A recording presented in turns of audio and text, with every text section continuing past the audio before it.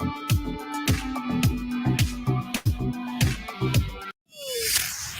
by to launch FanStream Sports. 3, 2, 1. Let's start. Hello, sports fans. Welcome to FanStream Sports. Nothing but pure sports. This is the JP Show. JP, it is so good to hear you back on the air. Stand by. Now, here's JP. All right, welcome into Game Day Thursday for your Buccaneers tonight as they will headline Thursday Night Football on the Amazon Prime Network, but also on Fox 13, folks. So it will be shown here locally on Fox 13. So if you can't get the Amazon Prime deal hooked up, Fox 13's got you covered. So that's a good thing. You know, MOR, the station I work for, has done these games that are on strictly on cable, but dadgummit, we got outbid this year by Fox 13. So they get to show the game and we do not. And I'm not doing a pregame show, and it really bothers me. But that's okay. You get to see the game tonight on Fox 13. I believe they might be doing a local pregame show. If they're not, they're crazy. So welcome into the show this morning. We got a great show for you. We're going to chat about this Bucs-Ravens matchup big time. In the beginning of the show, you'll hear from Todd Bowles, and we're going to go over again kind of what we've learned all week long and where the Bucs are at this point and kind of detail why they have no freaking chance to win tonight, which means they will probably win. Because that's how the NFL works, right? That's how it worked last week against the Panthers, who were, 13.5-point underdogs, and they pasted the Buccaneers. It's just the way this league has worked. Maybe more this year than ever can I remember more surprising outcomes. You just don't know what's going on in this league because it's a week-to-week league. A lot of it has to do with injuries. We'll get into all that. We'll talk some Florida, Georgia today. Our good friend Scott Jeeves from the Jeeves Law Group is coming in. Big Gator fan. Scott Carter will join us for the Jeeves Law Group Gator Report at 11 o'clock. And speaking of 22, FSU is a 23-point favorite this week against Georgia Tech, and the Florida Gators are 22-point underdogs to the Georgia Bulldogs for the first time since 1958. So good morning to you, Nick Geddes from Outsider.com. How are you? Good morning. That game day doesn't feel right. I hate Thursday game days. It does not feel like game day. With a passion.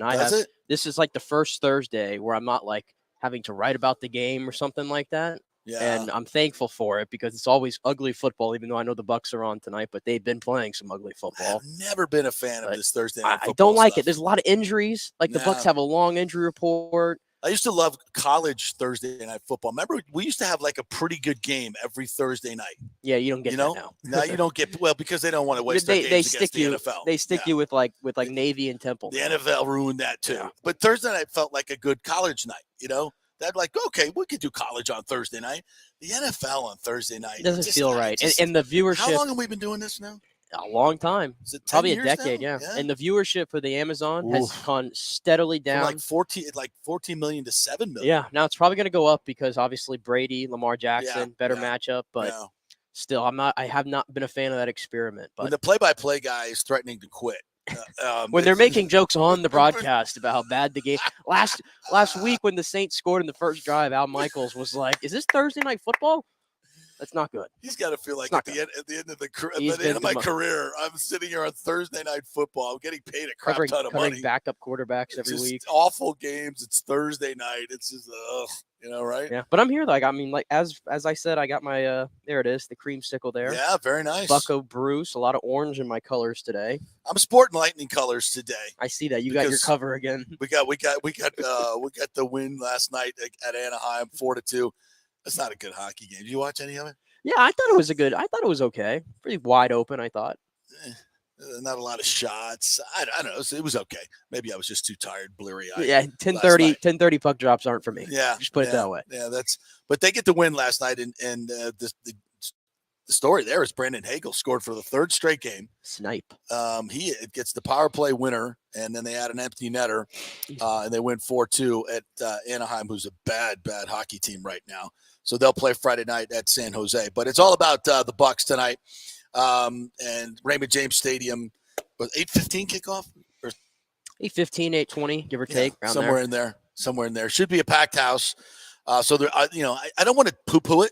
I don't want to downplay because this should be a big deal. It's like Lamar Jackson, Tom Brady, Thursday night football. I mean, it is Thursday night, but it is the only game in town. It's a big deal. Yep. The big production's here. Richard Sherman's here. He might be playing. We might sign him before the game.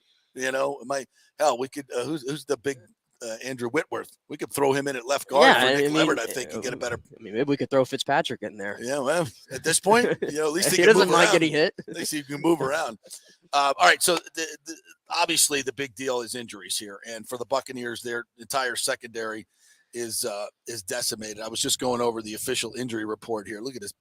Look at this thing. Look at this Thursday thing. night for you. It's football. Wow. Okay. Cameron Brate out. Carlton Davis out. Russell Gage out. Luke Gedeke out. Golf clap. Nothing against you, Luke. We've been through this. Sean Murphy Bunting out. Antoine Winfield Jr. Oh my God, out. Akeem Hicks maybe in. Julio Jones maybe in. Tom Brady probably in. Not all the way, but in. Mike Evans, he's going to play. Keith, Shaq Mason, they're all on the injury list, but they're going to play. Now, not to be outdone, Calais Campbell is not going to play, which is a big deal. That guy's been playing great football forever. He's a giant of a man. Mark Andrews has a knee issue. That would be huge. He hasn't practiced all week. Yeah, but he's never missed a game in his career, though. Yeah, but, he didn't catch anything last week. No. It's probably because his knee's banged up and he can't get open. So he might play, but how effective can he be? That's a game changer. Yeah, it is. Rashad Bateman has a foot injury. He has not participated in practice, or no, he did full participation yesterday. So, he is not, another guy that's banged up and not performing the way he can. There's a bunch of other guys, Marcus Peter, Marlon Humphrey, that are on the questionable list. So don't have as many definite outs, but the Ravens may handle it differently than the Buccaneers do. These Thursday night games, it's just hard for guys to heal and get ready to play again. So, but the bottom line is the Ravens actually have played some really good football. Their fourth quarter has been an utter disaster. Lamar Jackson in the fourth quarter has a quarterback rating of 26. They have the worst score differential in the fourth quarter. It's a 4-3 team that should easily have 6 wins. They've blown 2 double-digit leads in the fourth quarter. Yeah, questionable decision making by John Harbaugh late in games. The Buffalo game, if you recall. Yeah, where he's trying to score. I kind of went along with that. I mean, but still, the gambles that he's taking are not working out, and the team is not finishing games. But the bottom line is they have a lot less issues than the Buccaneers have right now. A lot less issues. Now, we've kind of talked ad nauseum about the issues, but for those of you who have missed the show and those for you who have heard it, we're going to kind of condense it here this morning to kind of really zero in on what's happening. And, I have to – this is not a mea culpa, but I do think as I've looked back on the week, I've been a little tough on Brady. I've been tough on him. And this is from a personal standpoint because he is going through a lot. And maybe the reason he glared at me about my question is because it was kind of like, come on, man, I'm going through a lot here. Can you not ask me to self-critique myself? I know I'm playing bad. But it's just like he never really acknowledges that he's playing poorly. But does he have to? Whatever. Bottom line is, and then we tried to give him a couple softballs where he could, just get some energy going for the team in a public way. And he kind of punted on both of those opportunities in the press conference. Now, does that mean that's the same energy he's bringing to the locker room? God, I hope not. Lord, I hope not. But it just seems that way when he's out on the field. And the numbers don't lie. He's getting rid of the ball in 2.1 seconds, which is the fastest of his career. And as we've talked about ad nauseum, so many times it's dirt in the ball. It's given up on plays. He can't extend plays. It's just impossible for him to do at this age. And the bottom line is Tom Brady can only succeed. The difference between Tom Brady in the Super Bowl season and even last year is the offensive line. And the good news is Nick Leverett's going to start tonight. The bad news is Nick Leverett is not a great football player. He's not Ali Marpet. And that's just a huge problem. And the interior of this line is the problem and has been the problem from the very beginning. And it's just gotten worse and worse and worse because people see it on film. And you ask yourself, well, they look pretty good in the first 2 games, right? Yeah, they did. And then you get the film out there on Luke Gedeke and Robert Hainsey and the entire line in general. And what do? They're like, oh, that's where we're going. That's what we're going to do. And the Bucs have really not adjusted in any way. And, what adjustments can they make? Well, they could put in somebody different. We'll see that tonight. Now, if this offense goes out there and Brady has extra time, he doesn't need much more time. The difference between 2.1 and about 2.7 seconds is the difference in guys being able to finish their routes, get their heads around, and Brady being able to make the read and deliver the football and step into the throws. That's Brady. If Brady can't do that, he can't be Tom Brady. That's why I said earlier in the week, if we're going to play these guys and this is going to be the protection and what we're doing offensively in this scheme, you might as well put Blaine Gabbert in there. He's got a better chance because he can actually move. And that's what Sal Paolantonio was on yesterday. He's like, yeah, you can do bootlegs, you could do misdirection, you could do zone reads, you could do RPOs, but that would take an athletic quarterback that can pull the ball and run. There's no really sense in doing it if the defense knows he's not going to pull the ball and run, right? That's what the whole scheme is predicated on. So you're limited in what you can do with Tom Brady, but he's really, really good at what he can do if you can give him the pocket. He hasn't been able to have it. So that's it. So you are rendered absolutely Brady-less if you can't provide that pocket. There are no other options. And that's what we've been trying to say and time again, which goes back to the beginning of the season. When you lose your center and you got a rookie left guard, how in the God's name did you really think that was going to be a good strategy? Well, I think that's why, though, yesterday at the press conference, and we talked with Scott about it, and he said the most telling thing was his answer or non-answer to your question. And it's coming. He knows he's done. Coming to a point where he knows it's just not going to get better. Right. It's not. I mean, I've been saying that. We're 7 games into the season, now 8. That's halfway through. We're getting halfway through, and you're getting worse. Yeah. You're getting worse as a football team. Nothing's rounding into shape here. There's no signs that tells me this team's going to snap out of it and flip a switch or anything like that because these issues. Because Marpet and Ryan Jensen and Gronk are not walking through that door. And it's those are the 3 guys that they're missing most. But it's not even Jensen and Gronk. Yeah, but it's not even like you can just say it's those 3 players. Like that's one issue. Like, I mean, I was going over it yesterday. I was like, what are the real issues with this team? And if you pick every single part of this team, there's an issue with just about everything. Just about everything. There's an issue with coaching. There's an issue with quarterback play. There's an issue with running back play. The receivers aren't healthy. The tight ends are young. The line stinks. I just did the entire offense there. But all of everything you just said stems from those 3 guys. Likely, but they're not coming through the building. So guess what? You got 6 big problems right there. Ryan Jensen is trying to come back. This is the only way to freedom. This is the only way to anything that resembles a team that can compete in the because don't forget, folks, we've seen this before. We've seen depths before, and you remember the Bucs were 7-5 at Thanksgiving on the Super Bowl, and there were games. Remember the Saints game? There was games where you were like, "Oh my God, this is just awful." The first half of the Falcons game. Oh my God, first half they were down 17. You're like, "Oh my, what is going on with this team?"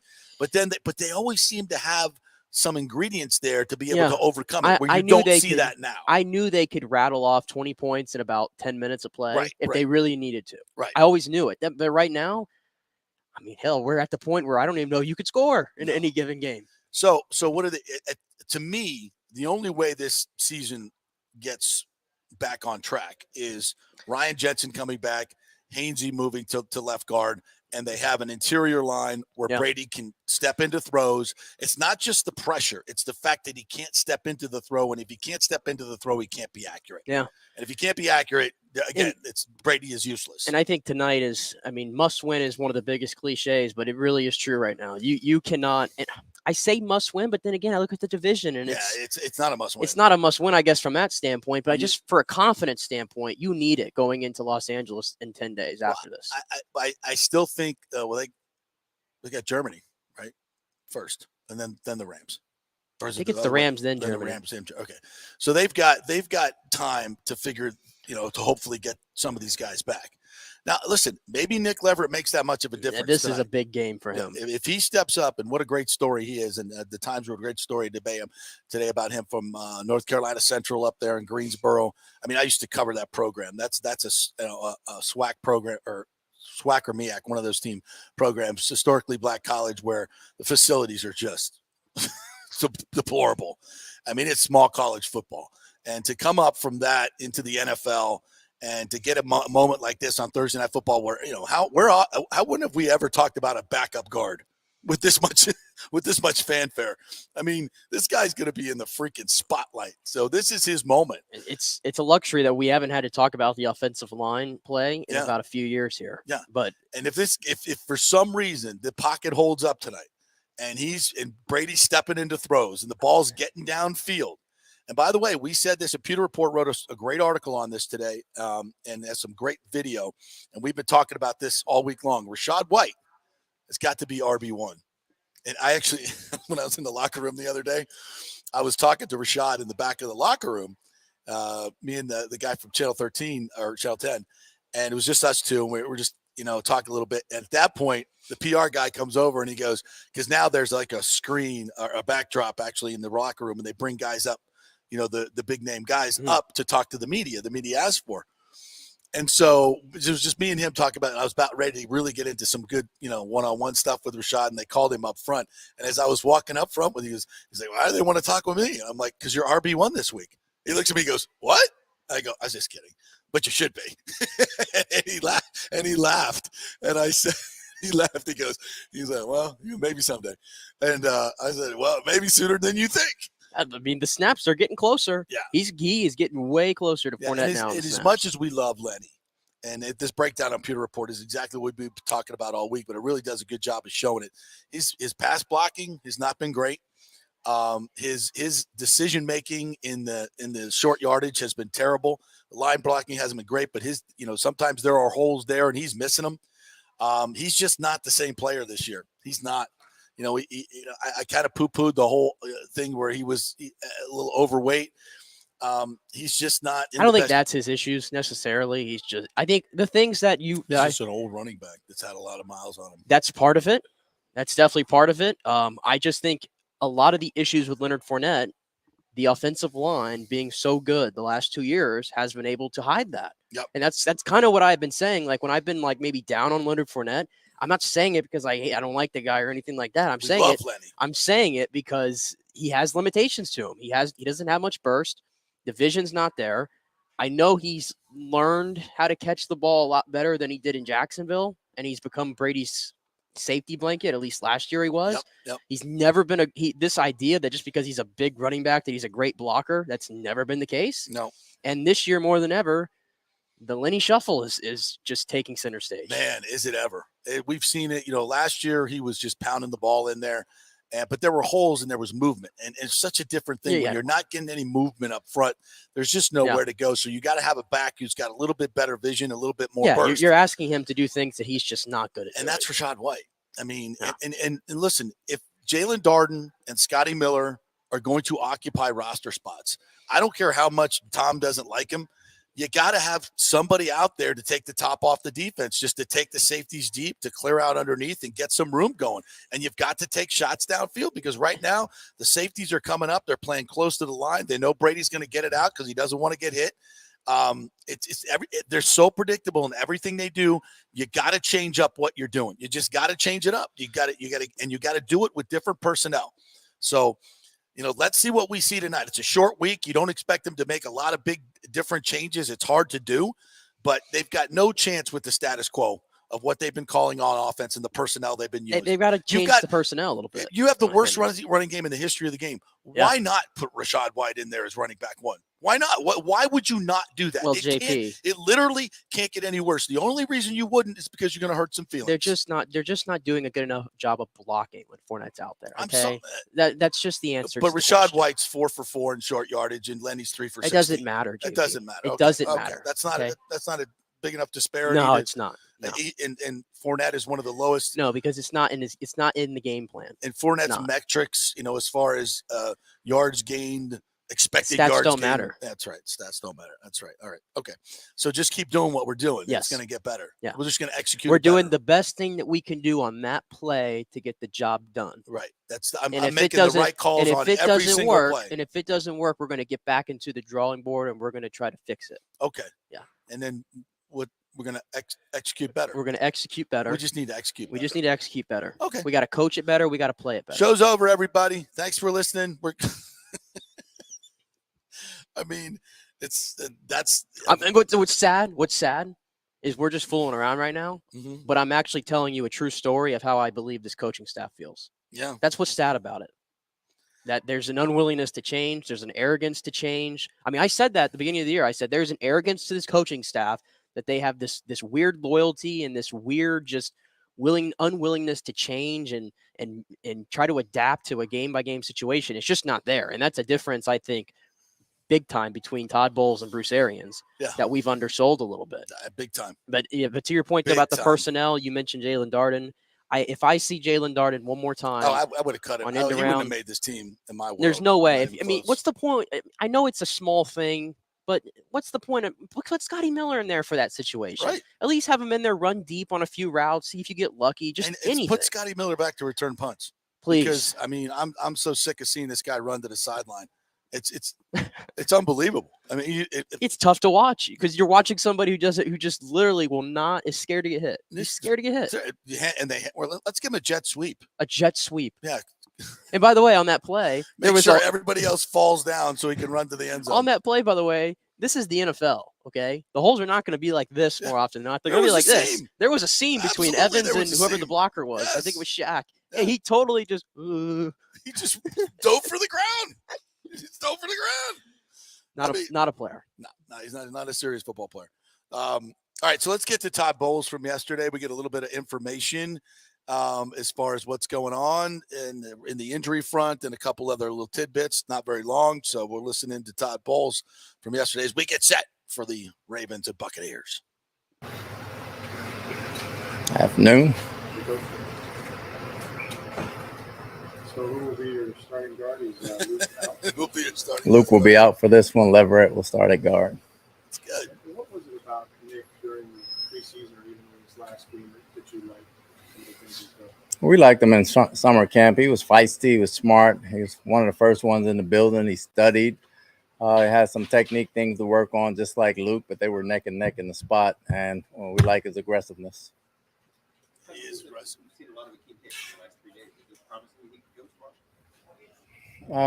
Probably doubtful. We'll see how he feels on Sunday. I got to see how he feels after being out here for 2 days, but we'll play it by ear. Very confident in that. Gage will be out. Obviously, Bunning. Cam obviously will be out. Who am I missing? Julio is a game time decision. Carlton will be out. Julio could be a game changer. He was in week 1. Winfield's out as well. We have Mike and Delaney work there all week. Depending on how they come out, you may see different guys in there.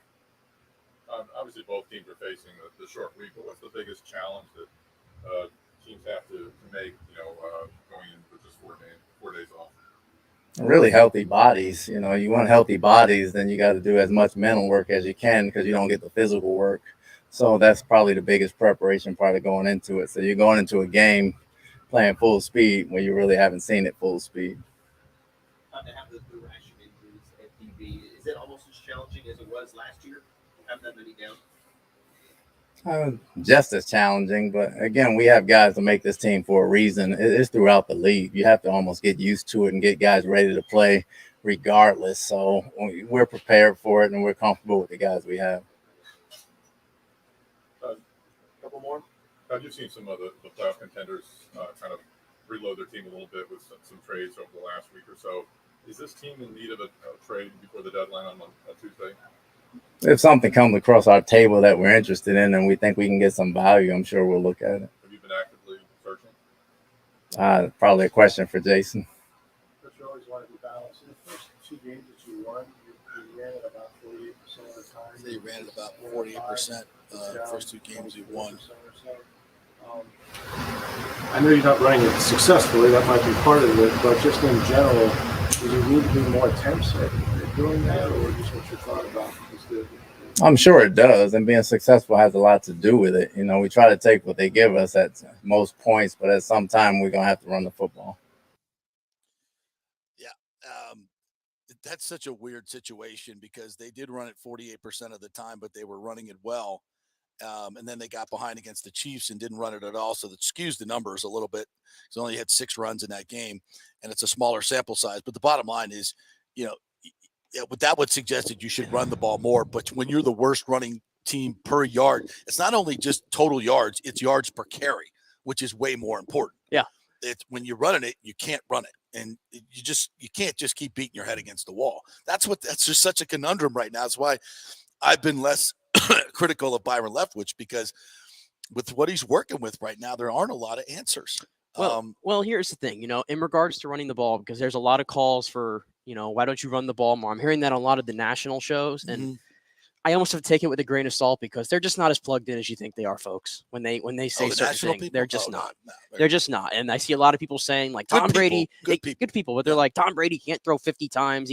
Oh, yes, he can. That's the only way it's going to get done. I mean, I know the Bucs have the worst rushing attack right now in the league, or in NFL history right now. So what confidence do you have to go back to that? And there are examples of teams in the league who don't really run the ball well. Right. The 2 that come to mind are probably the 2 best teams in the league, the Chiefs and the Bills. Yeah. They don't run the ball much. The difference is now the Chiefs got the greatest player on the planet who can just improvise like nobody we've ever seen. He moves a lot. He moves a lot. And that offense is predicated on misdirection, yes, bootlegs, and you RPOs, have Andy Reid, a guy that can pull it. I mean, just when people say, well, what do we do with the Chiefs are doing? Look what they're working with. That's what I'm saying. At quarterback. And then the Bills, I mean, you just have an absolute specimen. He is an offense. Yeah.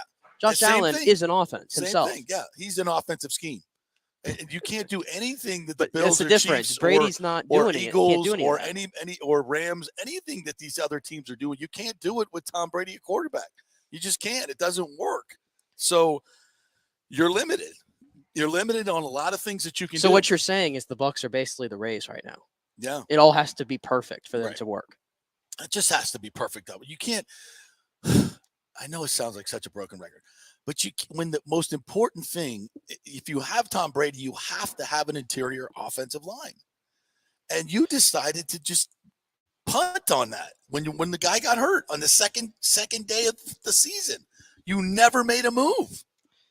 Well, I mean, is there a move out there to be made right now? I mean, we got a week to go. Well, listen, we can't know that, because we're not calling other teams. There are teams now that are out of it, that have centers and guards that are probably making good money, that are that would part for, but they're going to ask you for a significant draft pick.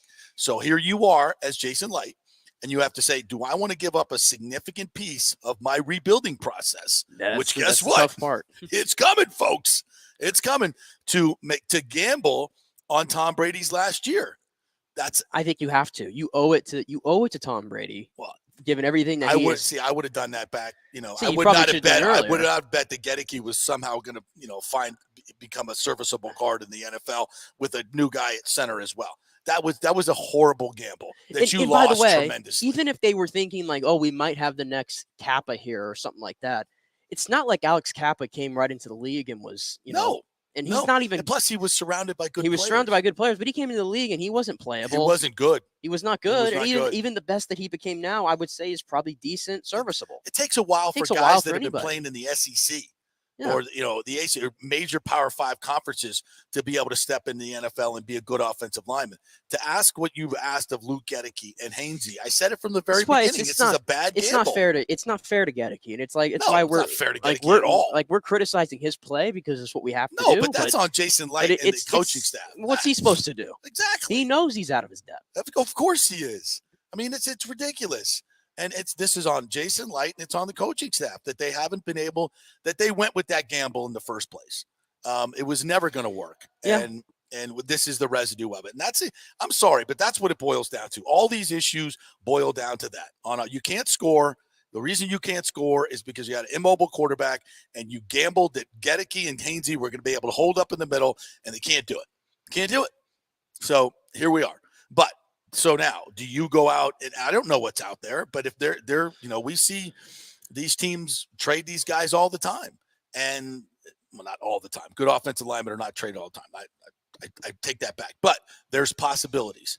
But do you give up that piece to try and resurrect this season at this point? I don't. And you think Ryan Jensen's coming back in a couple of weeks, and you can move Hainsey, that fixes it. So honestly, I think you got to gut it out and see if that works, because to give up a first or a second when you're getting ready to go into a deep rebuild, well, you have to ask, you have to ask idea. You have to ask. At the beginning of the season, I would have done it, but not now. You have to ask the question as well. Given what we've seen from the Bucs, do you even think like you get a Ryan Jensen back and it's that simple? They're going to be firing on all cylinders. Yeah. And is it even worth it to even give up? You have to ask yourself, can they actually win it this year? And right now, if you're Jason Licht, the answer is an easy no at the moment. So you have to put that into consideration, because this rebuild is coming. Yeah, it is coming whether we like it or not. It's going to hit. I think at this point you have to, your first gamble, you lost tremendously. It was a bad gamble. It was a bad gamble. I think that if they look back within, that's why I said it right then, right then and there. Go get somebody, and it didn't work out. And now you're dealing with that residue. So at this point, I think you got to wait to see if Jensen can come back and you move Hainsey over. I think that fixes the problem. That fixes everything, really, offensively, because it opens up the passing game, the downfield passing game, which is what the Bucs have been doing the past couple of years. He can step into throws. He has time to throw. That's all. Yeah. This ain't brain surgery. This is how you win with Tom Brady. There are no other ways to win with Tom Brady, and you got to fix it. And those are the options you have left.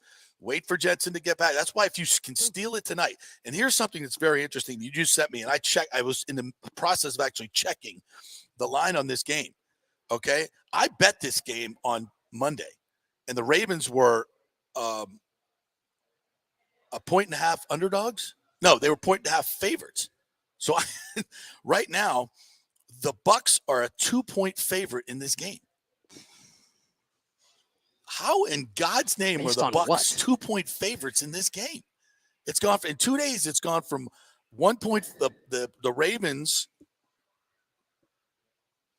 Yeah, the Ravens were favored, and now the Bucs are favored. That's crazy. What? And the only thing that's happened in the past few days is bad stuff. Literally, I mean, the Bucs are the worst team heading in here. They're playing worse. They have more injuries to key positions, and just scored 3 points against Carolina. Yeah, that's bizarre. That's a bizarre line, and I'm not taking it, by the way. Yeah. All right, we will. TJ just texted me that. I'm like, this is weird. This is like all the smart money coming in on the Buccaneers. I wouldn't know if I'd call it smart money. They usually know something we don't. That's what scares me if you're on the Ravens side. All right, but I love it for Bucs, and I love it for Bucs fans. Make it a good night, man. Because I would love to see the Bucs win. Can I see a win? Can I see a win, please? Yeah, it would be huge, and it happens every week. Look what the Panthers did last week. Maybe Nick Leverett and Mark Andrews probably not going to be effective if he plays at all, and we'll see. But Lamar Jackson is the best runner in the game. It's still going to come down to the Bucs defense is undisciplined and can't tackle without Antoine Winfield and all these guys that they have. I'm very anxious to see that matchup. Yeah, Lamar Jackson and Devin White, and he's going to run for a mile and a half. It's the biggest mismatch of the game, in my opinion. Yeah, absolutely. How are they going to contain this guy? I don't know, and he's throwing a lot better this year, by the way. But what you said about fourth quarter, though, that's damn. I mean, if the Bucs can keep it tight, ain't earning your money like that. The one thing we've seen is that the Ravens cannot close. He was awful last week too. Yeah, he was. All right, we'll take a break. We'll come back on the other side, and we'll get into more of the Lightning win last night, 4-2. We'll talk a little bit about that. We got a lot of college football coming up. Scott Carter's going to join us for the Gator Report, brought to you by the Jeeves Law Group. So we'll chat with him at 11 o'clock. Wayne Hogan's going to join us with a little FSU perspective as well, and they've got an interesting Bobby Bowden legacy project going on, so we'll tell you about that as well. Lots more to come here on the J.P. Peterson Show, brought to you by the Jeeves Law Group and Emerging Investigations, emerginginv.com. Stay with us.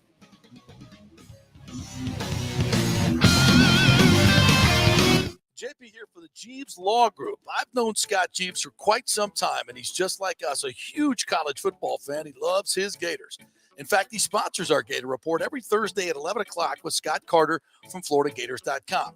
But he's not just another PI attorney. He is a ferocious advocate for his clients. Scott Jeeves is a board-certified civil trial lawyer and a certified circuit court mediator practicing in Tampa Bay for over 30 years. He is an AV preeminent rated civil trial lawyer and certified circuit court mediator. Folks, these designations are not just given out. They're given only to the best trial attorneys. But more than anything, Scott takes these cases personally. I've heard it from his clients. He's a fighter you want on your side. Insurance companies hate it when they see you're represented by Jeeves. He's just different. 727-894-2929 or go to JeevesLawGroup.com. That's JEEVES lawgroup.com and tell him JP sent you. Guys, let me tell you about Bay Area Modern Medical Center. Are you experiencing low sex drive, fatigue, hot flashes, moodiness, and you just don't feel like you have the vitality you once had? You're not just getting old, it's likely low testosterone. Studies over the last 20 years show a shocking decline in younger males aged 16 to 39. Older men have seen a sharp decline as well. Do something about it. Go see my friend Christopher Lugo at Bay Area Modern Medicine. Testosterone replacement is not a frivolous treatment. It takes a professional, targeted approach that focuses on total body wellness, vitality, and emotional stability. Not a one-size-fits-all approach like many clinics use. They will monitor your blood work and adjust your treatment as needed for optimal results. Call 844-977-3477 or go to BAMMC.com. Tell them JP sent you for priority scheduling. Military veterans, are you struggling with alcoholism or substance abuse? Is it taking a toll on your relationships and your work life? Are you having trouble focusing, constantly anxious? Well, you may not be surprised to know that your fellow military vets have your six. Heroes Mile is a new concept in rehabilitation clinics, veterans helping veterans. At Heroes Mile, we staff our rehab center with fellow veterans who can understand what you're going through. Our mission is to help you heal from issues that only your fellow veterans can truly understand. Located just outside of DeLand, we offer a full range of inpatient and outpatient programs dealing with substance abuse, post-traumatic stress, and military sexual trauma. We choose to serve veterans because we know how complex these issues are. You could choose to fight the battle alone or win the war together. We are the community care provider with the VA and also accept most major insurance.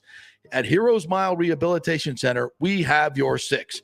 Go to heroesmile.com or call 888-VET-NOW-2. That's heroesmile.com or call 888-VET-NOW-2. Attention, if you are home shopping or looking for a refinance, and even if you already have the approval letter, you must call my man Scott Fitzgerald at American Mortgage Services. Scott has a brand new program available in the greater Tampa Bay area called the Community Advantage Loan Program. Get this, no money down, no mortgage insurance, no points, no origination fee, purchase or refinance, and loan amounts up to $647,000. Now, there are some application requirements. It must be a single-family home, one unit, primary residence, and have a minimum 640 credit score. The program only applies to certain neighborhoods, so you have to call to find out if you qualify. So call Scott Fitzgerald at 813-294-7595 or email him at scott@amstampa.com. Now, even if you don't qualify for that program, Scott will shop your loan around, get you the best rates, and won't charge you the huge upfront fees. And if you've had issues with your bank calling you back, Scott will return calls immediately or at least the same day. 813-294-7595 or email him, scott@amstampa.com. Scott Fitzgerald, MLS 386722, American Mortgage Services, 1000 North Ashley Drive, Suite 1020, Tampa, Florida. Coming back at you. Now, more with JP on FanStream Sports. It's only just begun. All right, welcome back to the JP Peterson Show, brought to you by Emerging Investigations, Tampa Bay's #1 private investigation agency. If you have any issues with your spouse, cheating spouse, you have some issues going on with a criminal matter, or you need a private investigator for any reason, why not give them a call over there to Emerging Investigations, because that's what they do best. Very affordable as well. Experienced group of folks over there. They will talk to you and see what your issues are, be able to tell you what they can do, what they're willing to do, how much it's going to cost. So these are obviously delicate conversations, but they are great at what they do, and they get results, and it's results that you can really count on. So if you have some thoughts and you're not sure, you want to go snooping around on phones and social media, buy a tracking device or whatever. People do it all the time, right? There's stores dedicated to it. Don't do that. Leave it to the professionals to do it so you can get accurate information that's not emotionally tinged, so to speak. And that's the information that you need to make life's biggest decision. So put it in the hands of the professionals. That's Emerging Investigations. Go to emerginginv.com, get some information on their website. You can email them and set up a meeting. Your first consultation is free, so just find out what it's all about. And it doesn't cost you anything to call them or contact them. So just go to emerginginv.com. All right, got some comments coming in on our comment section. By the way, if you want to go to our YouTube page, you can always comment there. On our Facebook page, you can always comment at FanStreamJP, and we'll put your comments up or talk about them right here. That's how you can interact with the show. James says, JP Bowles goes over the injury report like it's no big deal. We have our whole D out tonight. Ravens might put 40 points on the board tonight. Dude, that's what I see. That's what I see. I just don't know who's left to tackle Lamar Jackson in space. Antoine Winfield's not going to play. Well, I think the good Devin thing White, is, I don't trust. Levante David, I'm sure they'll scheme for. The defensive line, Akeem Hicks comes back. Joe Tryon's not playing well. The defensive line is not playing great. And you need guys in space, especially safeties, to come up and make these plays on Lamar Jackson and linebackers. And right now, most of our guys are out. Well, the good thing is, I don't think that 40 points is realistic, but I mean, you look at it, who else do you have to really kind of worry about on the offense for Baltimore? I don't think Mark Andrews is going to play. Even if he does, he seems to be a little limited, right? So that's going to help. I mean, their running back room is banged up big time. I mean, they just got Gus Edwards back, and he's been on the injury report all week again. Kenyon Drake, I mean, a journeyman, older. But Bateman's been on Bateman. Yeah. Bateman and Duvernay are very young, but again, they can blow the top off of defense. I think that's their strength. Yep. So I don't think the Ravens are that team that's going to put up 30 on you. But can the Bucs even get 15 or 20? Do the Vegas people think that Nick Leverett is that much of a difference? I don't think the Vegas people. Tom Brady again. I don't think they know who Nick Leverett is. If I'm going to be honest. No, they do. They break down film more than anybody. Do TBH. So they know what they're doing. They know what they're doing. These lines are not just made. They know exactly what they're doing. Late line shifts like this are very, very interesting. But it also could just be the Tom Brady factor where people keep thinking, Vegas knows something. They had the Bucs as a 13.5-point favorite last week. And nobody wants How'd to that work out? How'd that work out? Nobody wants to write off Brady yet. Nobody wants to, teams going on the road, short week or not. Have the Bucs been favored in every game this year? Were they favored against Kansas City? No. I do not believe they were. Other than that, then that means they've been favored in every game, I believe. No, maybe they were. I'd have to go back and check. But, they are miserable. I can't believe we're still doing that, though. Yeah. No, it's I don't think it was until it was the Falcons game that really got me. The Falcons game really, it was when I said, whoa, we're in trouble. We're in trouble. This is not a good football team, and they're having their way with us in the second half. And we can't do anything offensively. This is and they're depleted. And then the Steelers game, you're like, oh shiz, this is really bad. If you can't figure out a way to take advantage of that injured secondary, you're in crap. You're in crap shape. So it's kind of gone downhill from there. But again, does Nick Leverett right the ship? I don't think so. I don't think so. All right. So the Lightning last night win it 4-2. Get back on the winning side of it. They've got Friday night. They've got San Jose, and then they're at Vegas, and then they come home for the next week. So this West Coast trip is almost over. Brandon Hagel, is that what you got up there? With the turned out to be the game winner on the power play last night. He's third straight game that Brandon Hagel has scored. And boy, would it be nice to get this kind of boost this year. And I think it's happening. He likes who he's playing with too, I bet. Yeah, too. Everybody guard your ears here. Being on the power play. Right circle, Colton, 33 in the power play. Ross Colton spinning in the right corner. Looking things over. Right point Sergachev. Second power play. Circle Hagel. Hagel. Shoots. Score! Hagel! Power play goal! Up and over the glove of Gibson. 3-2 Lightning. The power play goal for Hagel, who has goals in 3 straight games. 3-2 Lightning with 4:27 left in the third. It's a big goal right there. 4:27 left in the third, and they get an empty netter to make it 4-2. And Brandon Hagel has been their best player. Well, Stamkos ain't too shabby either. 7 goals. I don't know. I've been watching a lot of these games, and he is much more noticeable out there. He really is. He's driving play. He looks a lot faster than I remembered him last year. And this team needed a little speed pickup. The confidence that he's playing with up there with Nikita Kucherov. Yeah. I mean, he has turned into quite the player already. And that shot from that far out, an absolute snipe. The second power play unit has started to score finally. Yep. Helped the first unit out. I mean, I've been very impressed with Brandon Hagel and Nick Paul as well. Another addition. He got an empty netter last night, but Kucherov and Sergachev scored. Yep. Kucherov, I don't even think he's playing his best hockey. And don't look now, but he's legit second in the league in points. Yeah. He's not even playing his best hockey. Exactly. Yeah, they're I'm not worried about the Lightning. They're not playing their best hockey, but they don't have to right now. They're still figuring stuff out. And one of the big things was to get Hagel involved. And that, check mark there. That seems to, when you can get a guy like now, he's, you got a guy on pace to replace those goals, goals that Palat had. And truthfully, I mean, if you look at this little like West Coast trip, the beginning of it, they should have beat, in my opinion, they should have beat the Kings. They had more chances. Yeah. They were controlling the play, kind of a wide open game, and they just had trouble. They did last night too until the third period. They have trouble putting ones away that they need to. Yeah, but still, they'll figure that out. They're too skilled not to figure that out. Yeah. We got Coop from Coop last night. Let's Cooper, and then Wayne Hogan's going to join us here just momentarily. He's waiting in the wings, talk some Florida State football and some Bobby Bowden stuff. So here's Coop from last night. Tonight they scored that game-tying goal. How encouraged were you with just the full 60 minutes tonight, sticking with it? Yeah, back-to-back too. So we needed that.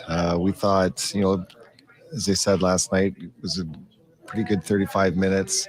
But we kind of let that game slip away because we got out of the habits and structure we needed to play to win. But I thought we stuck with it tonight. There were a couple breakdowns, unfortunate, goal, that second one to tie it up. But now you got to regroup. I think we had the period to regroup, and we get through that quick power play they had. Moose makes a phenomenal save to keep it tied, and then we pull it out in the end. So checked a lot of boxes tonight. Now we just got to carry that into San Jose in a couple days. Are some wins better? Like this was a tough one against a scrappy team. It's a tough win to league, or it's a tough league to win in. And I don't care who you're playing against. You're going on the road, a couple time zones away. You got to grind out points, and the game's in the balance. It's tied in the third period. You have to find a way to get points out of it, and we did. And so we'll take it.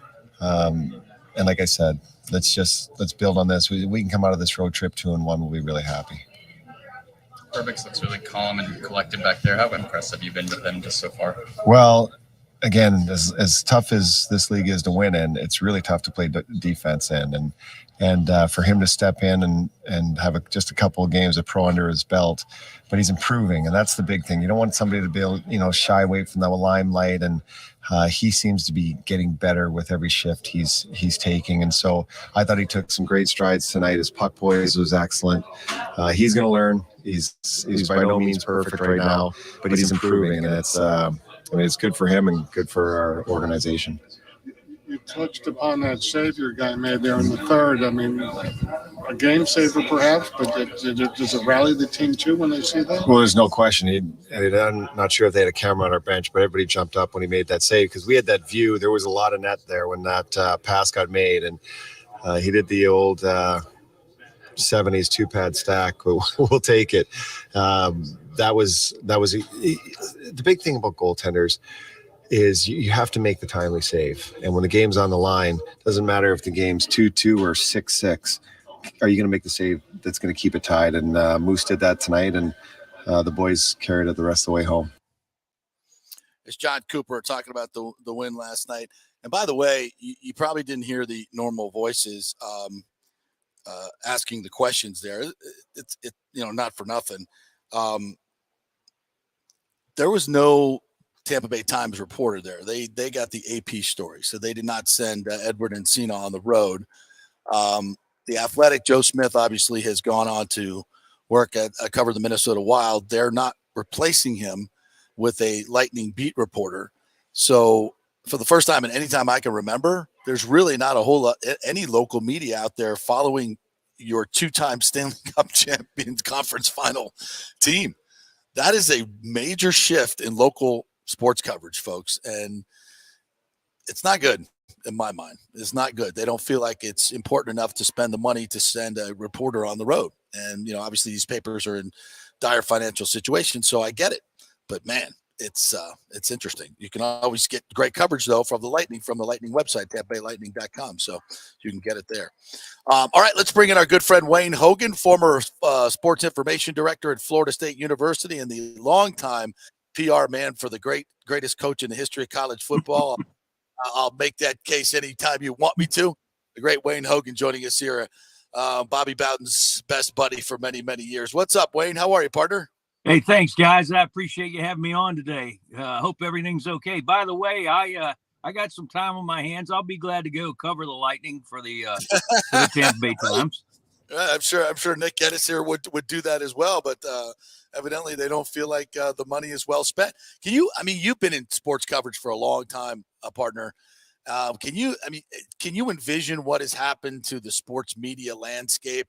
I mean, I know we're going to sound like a bunch of, old guy, get off my lawn guys, but man, there's no newspapers anymore. There's there's a lot of website stuff, but it's just, it's interesting. It's so sad. It really is. I'm an old school guy, as many of us are. And, the days of, picking up a printed copy of a newspaper. I mean, I haven't done that in a long time, and most people haven't either, even though, they still print it 2 days a week. Yeah. But, the thing is, though, JP, I'll tell you, there's a lot of great writing going on out there. If you get into the websites and you follow the different great sports writers, there's still a lot of it out there. Yep. And there's some here locally. And it's a shame it really is a shame that they don't have a beat writer. I'd hate to see us get to the point where, for example, Mark Topkin doesn't go with the Rays. I mean, right. That guy's one of the best baseball writers in America, and to have him, there every day is a huge deal. And the same thing could be said, on the hockey front. And it's just a different era, man. Well, and the difference is, you can get all the information from the websites, but there's, those are the teams writing about their own teams, and I work for the Lightning. So full disclosure, to me, there has to be independent media as well. Independent media that will be able to report on everything that needs to be reported on. Because obviously, if there are negative things, their own websites are they're not going to blast their own players and coaches, right? And sometimes that's what's needed in the media. That's what the media is for, right? To give you an objective opinion on what's going on. So I just think we still need that in sports media and news media as well. So it would be nice to get some objectivity and balance in everything of reporting, but maybe those days are long gone. It appears that they are. Yeah. It appears that ship has sailed. So, which we can segue to Florida State University, which at once proud and dominant football program has slipped into mediocrity, but there are signs, my friend, of a resurgence this year. I know they've lost 3 in a row, but they're certainly way more competitive with the best teams. So, from your vantage point, what do you think of Mike Norvell and what's going on at Florida State? He seems like a great guy. I've met him once or twice. Been around him. He's a energetic guy. I think he's the real deal. I think it's right now the frustrating part right now for all of us alumni is it's just baby steps. We all want a new coach to come in and win 10 games right away, the first year and make a huge difference. And this idea of clipping away at, 4 games one year, 6 games the next year, it just seems interminable. And I just hope that he's the right guy. I think, I see no reason why he can't succeed there. it's a strange, JP, the funny thing about it is the world is so strange now with the NIL and the transfer portal and all of that. Who's to say? I mean, I just don't know what it takes to build a program anymore. Well, it's so different, right? I mean, now your teams actually employ a general manager.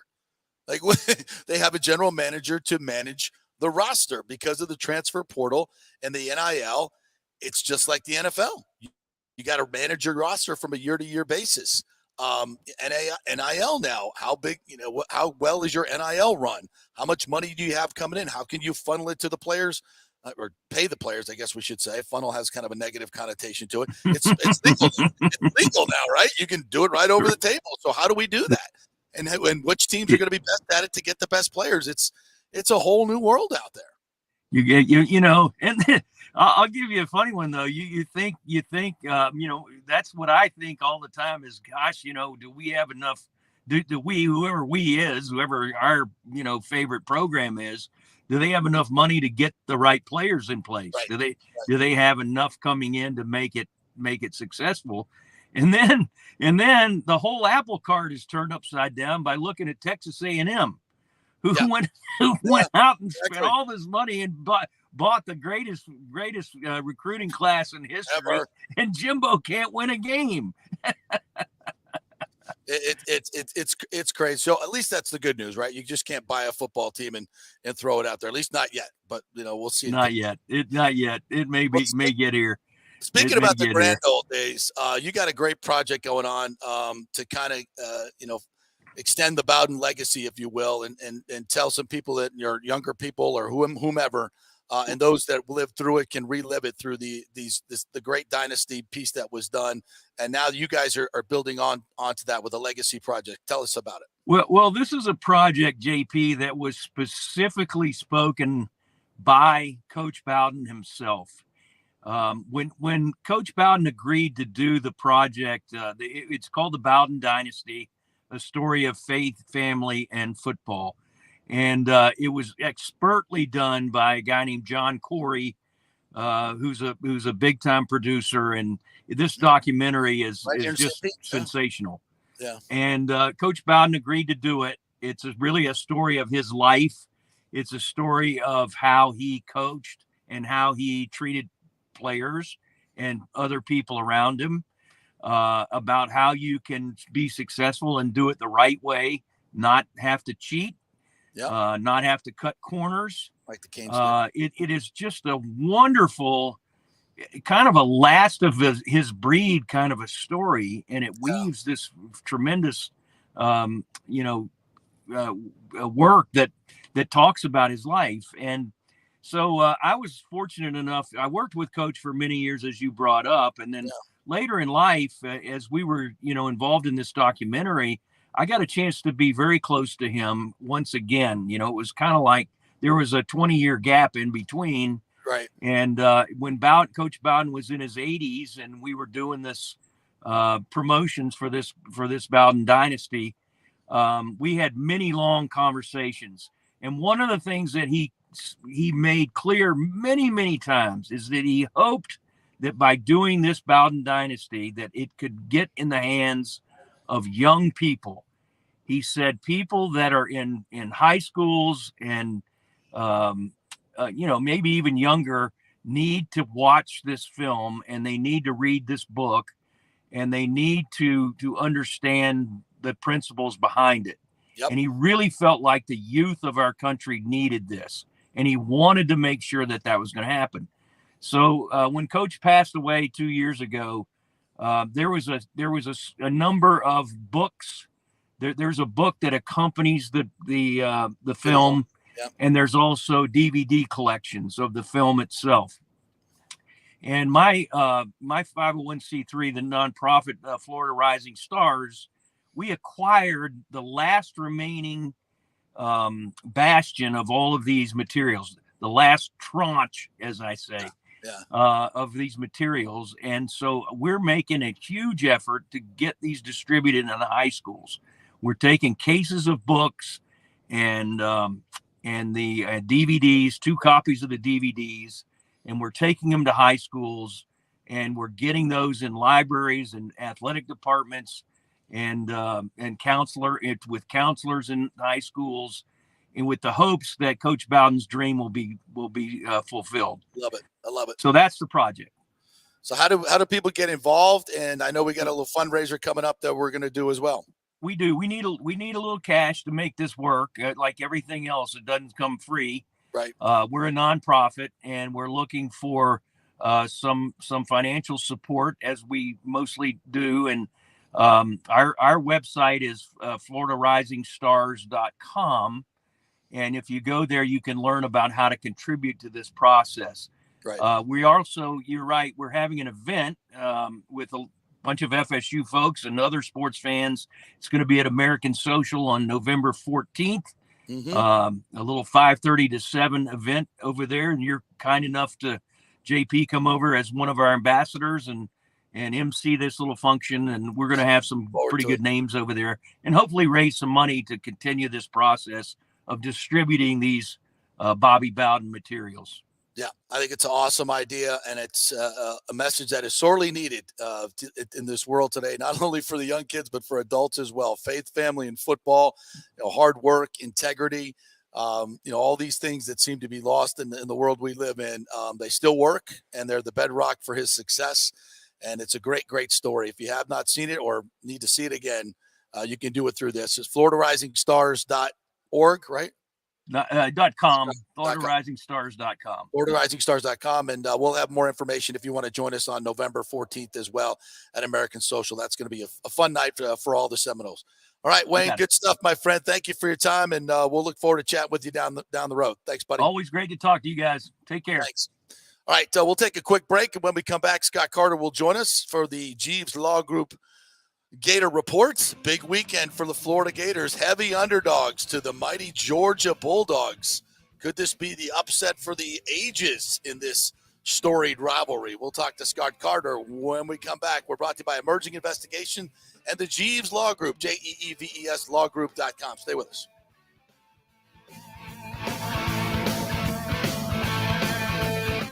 Was your car totaled in an accident? Did your insurance company use Kelley Blue Book or NADA to appraise the value of your car? Chances are they didn't, and you got shorted maybe thousands of dollars.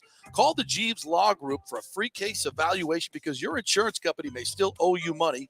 727-894-2929. It's a free call, so why not find out if you have a case? Insurance companies have been running this scam for a while, and most folks don't know if they've been shorted. Trust me. Scott Jeeves is a different kind of attorney, the kind insurance companies hate to go up against. He could recover thousands of dollars, so why not call?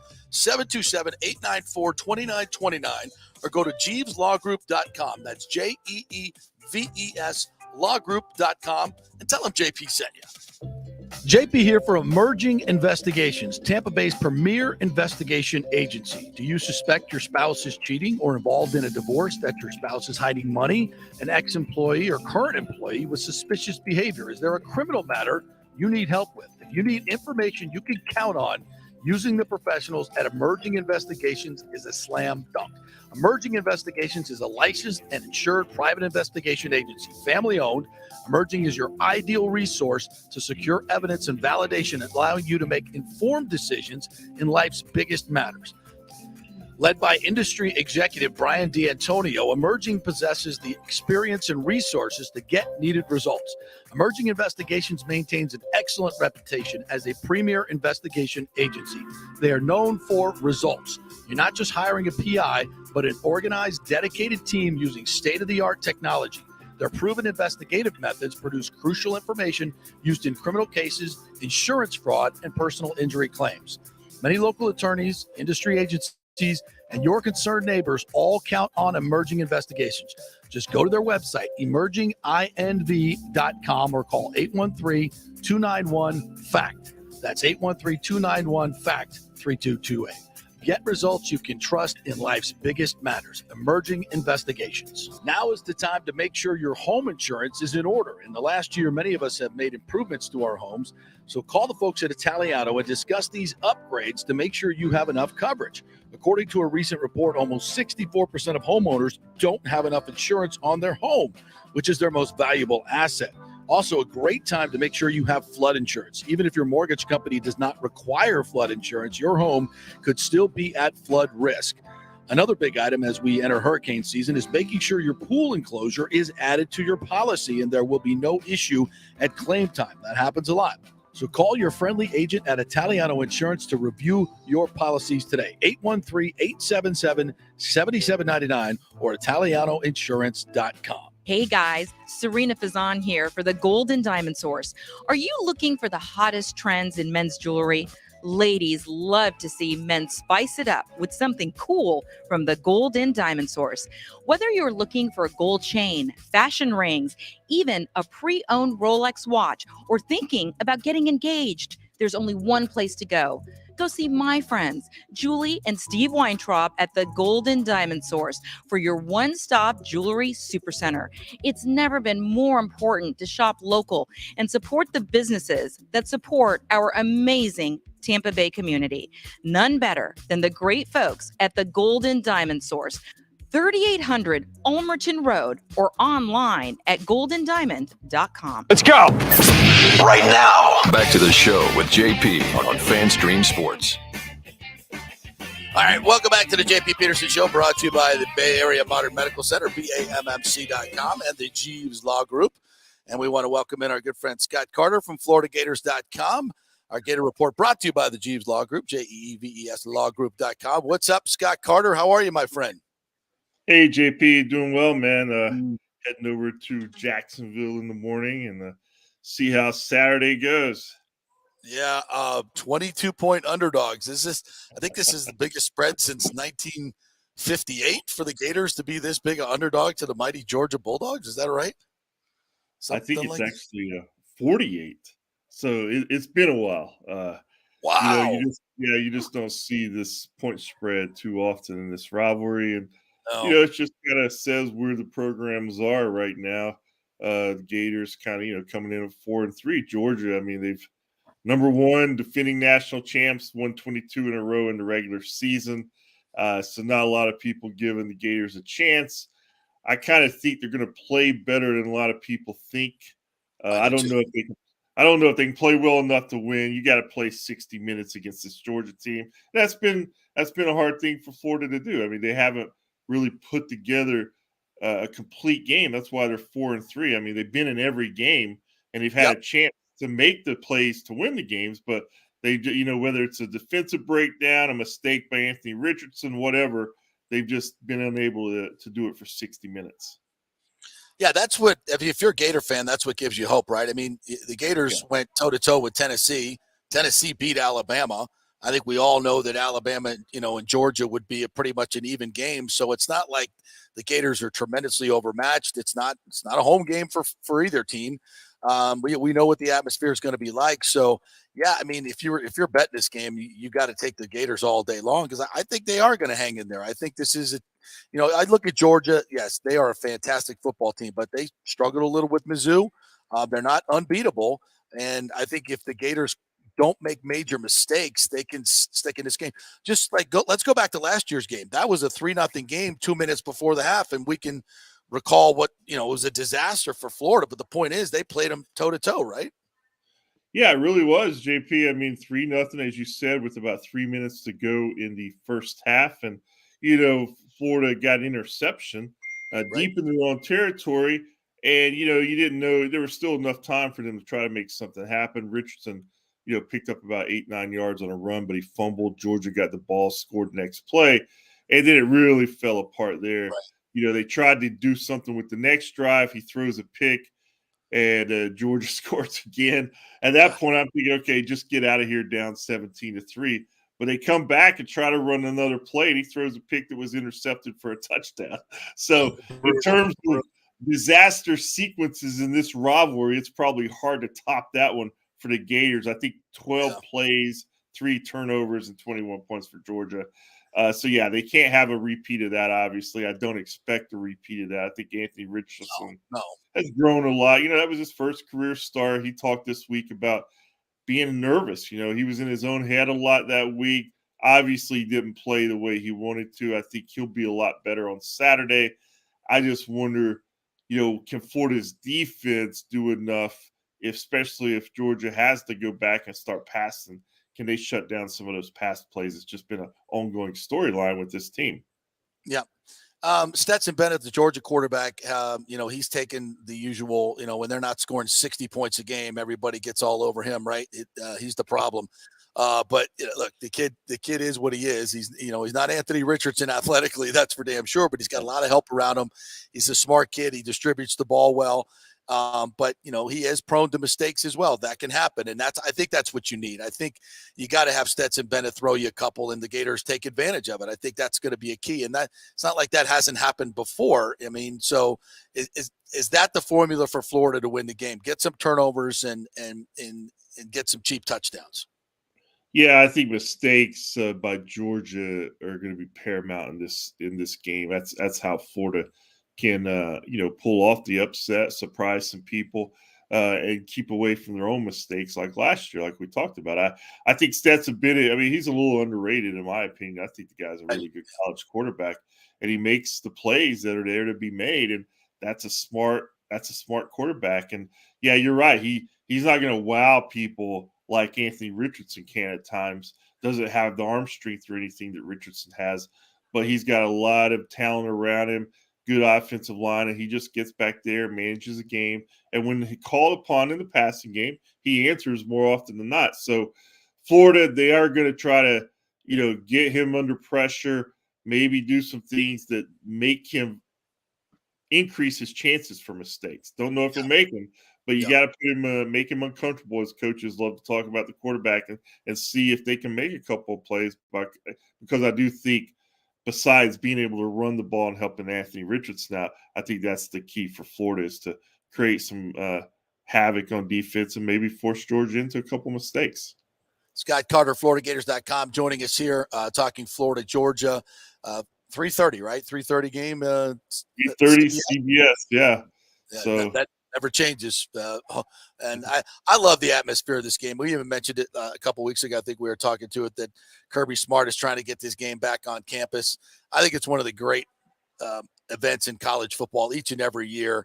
You get 50%. It's, I've been to it a couple times. It is the world's largest outdoor cocktail party, whether you want to say it or not. It is. And it's one of the great tailgates and one of the great atmospheres. You've been to it many times. How would you describe the atmosphere there with this game? Well, it's always my favorite game on the schedule. The atmosphere plays a lot into that. These rivalry games at neutral sites, there's not many of them left. And I know that, like you said, there is talk of maybe this one shifting the campuses one day. We know for sure it's going to be in Jacksonville for at least the next couple of years. And I don't know after that. I hope it stays in Jacksonville because, you just got that, even those blimp shots, that they're just captivating with the river and the bridges and the half the stadium red and black, half orange and blue. I mean, that's to me what college football pageantry is all about, that scene. And, it's got a great history in Jacksonville. And, it's funny, these games, I was looking it up today. I mean, it's only been 6 times where one of them has come in at number 1 in the polls.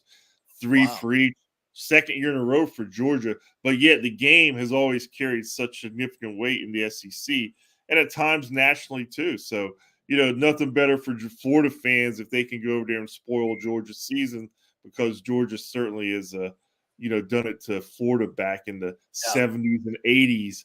Before Spurrier got there. But, it doesn't matter, man, where they're ranked. If the SEC East is up for grabs, it's a great game.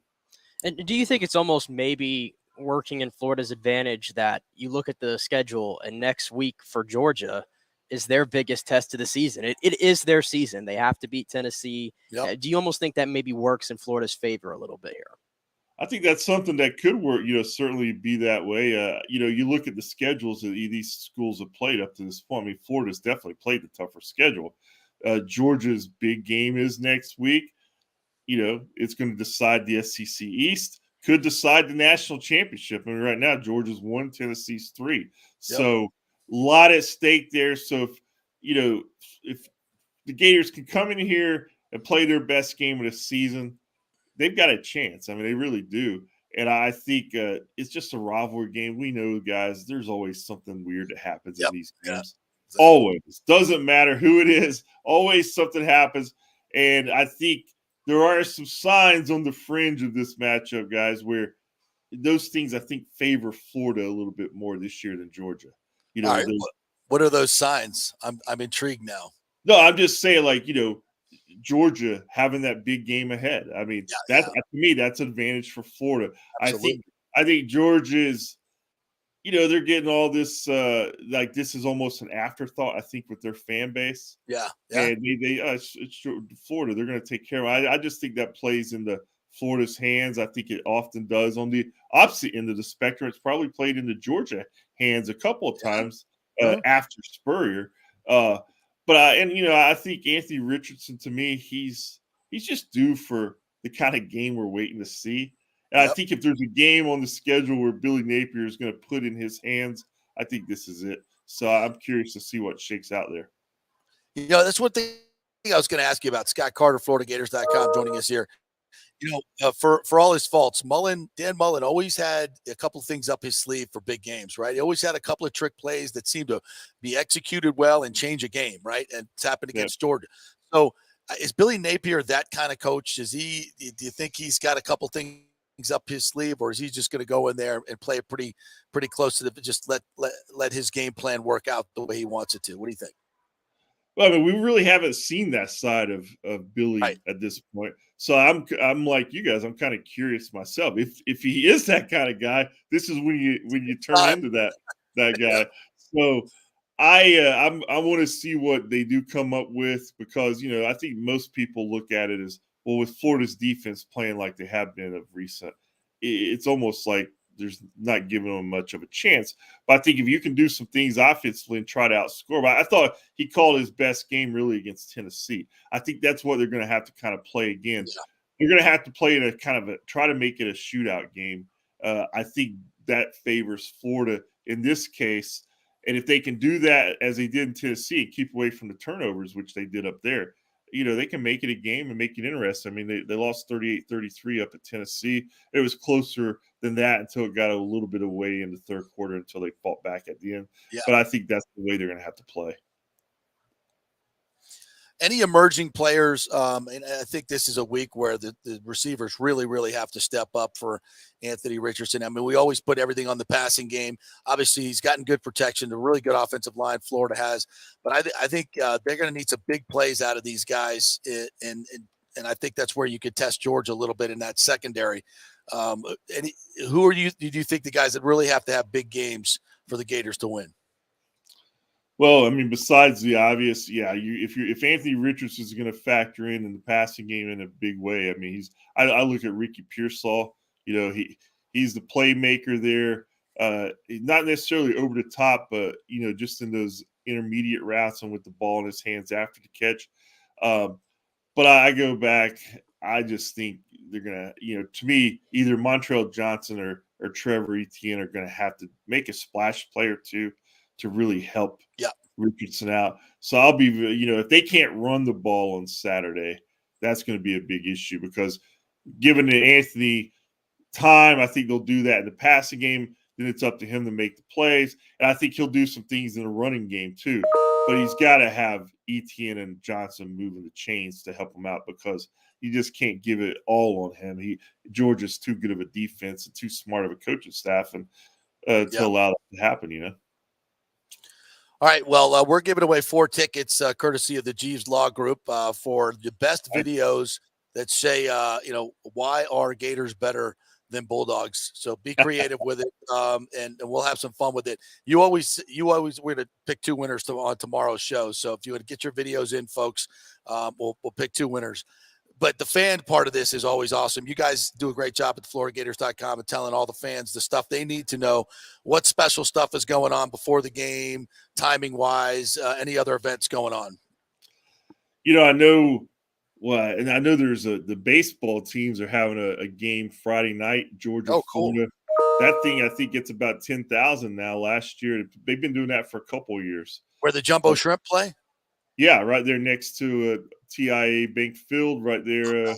So they have that going on. I think there's a Luke Combs concert in town that night. So I think they're packaging all that as an entertainment option right by the stadium on Friday night.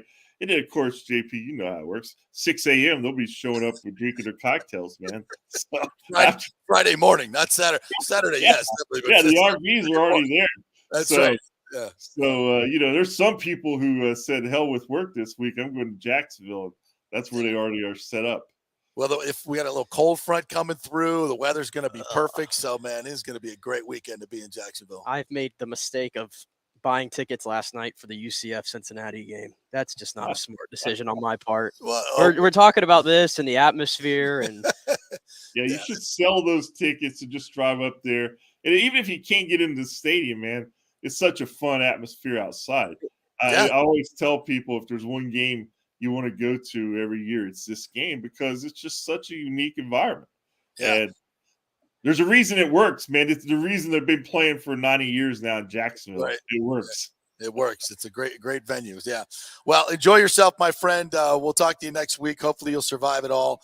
And, the Gators might pull out a miracle win. Listen, in this rivalry, anything can happen, as you well know. So this might be I think you're right. I think there's some signs that this could be one of those upset week things. We'll see. Not many people are gonna pick Gators, which I understand that. I just think they're gonna play better than a lot of people expect. I agree. All right, partner. Appreciate it. FloridaGators.com, where you can find Scott Carter at Gator Scott on Twitter. Thanks, partner. Appreciate it. See you guys. While we got a few more minutes here, Florida State will be taking on Georgia Tech. At noon on Saturday. This is a game where Jeff Sims who was a longtime quarterback commitment to Florida State, and when Mike Norvell got there, that kind of evaporated. I guess he wasn't his type of quarterback. He wanted to go forward with Jordan Travis. So unfortunately, Jeff Sims probably not going to play in this game. He hurt his ankle a couple of weeks ago. He tried to play last week against I think it was Duke, and they did not. Virginia. Yeah, they lost 16-9 to Virginia, and he tried to play. It wasn't really that good. So the backup looks like Zach Gibson, who played at Akron for a few years, is going to start for Georgia Tech, who's just not a very good football team. But I will say this, since Jeff Collins was fired earlier in the year, they're 2-1. And from what I talked to a couple folks at Georgia Tech, everything has changed. Like this really looks like one of these situations where the coach was really holding the team back. There was a lot of dysfunction going on. Brent Key now has taken over for Jeff Collins, and things are, there are things that they were doing wrong, they're suddenly doing right again. Now, FSU is a 23 point favorite in this game. They're at home, and they're coming off a bye week where you should see the best of what Florida State has to offer. And if they don't come out and play a crisp game and put Georgia Tech away early on and use their weapons and use their running game, I would be severely disappointed. This is not a game, and Florida State should not be in any way, shape, or form thinking about we're back, we're better now. They've lost 3 in a row to good teams, granted. 2 of them at home. So they need to get back in the win column. This is going to set them up for the rest of the season. So even if I'm as an FSU fan, I don't want to see a tight game. I don't want to see you struggle with Georgia Tech. I want to see you blow them out, get some momentum going. And you got the Syracuse team coming up who's been really, really good. Probably should have beat Clemson last week at Clemson.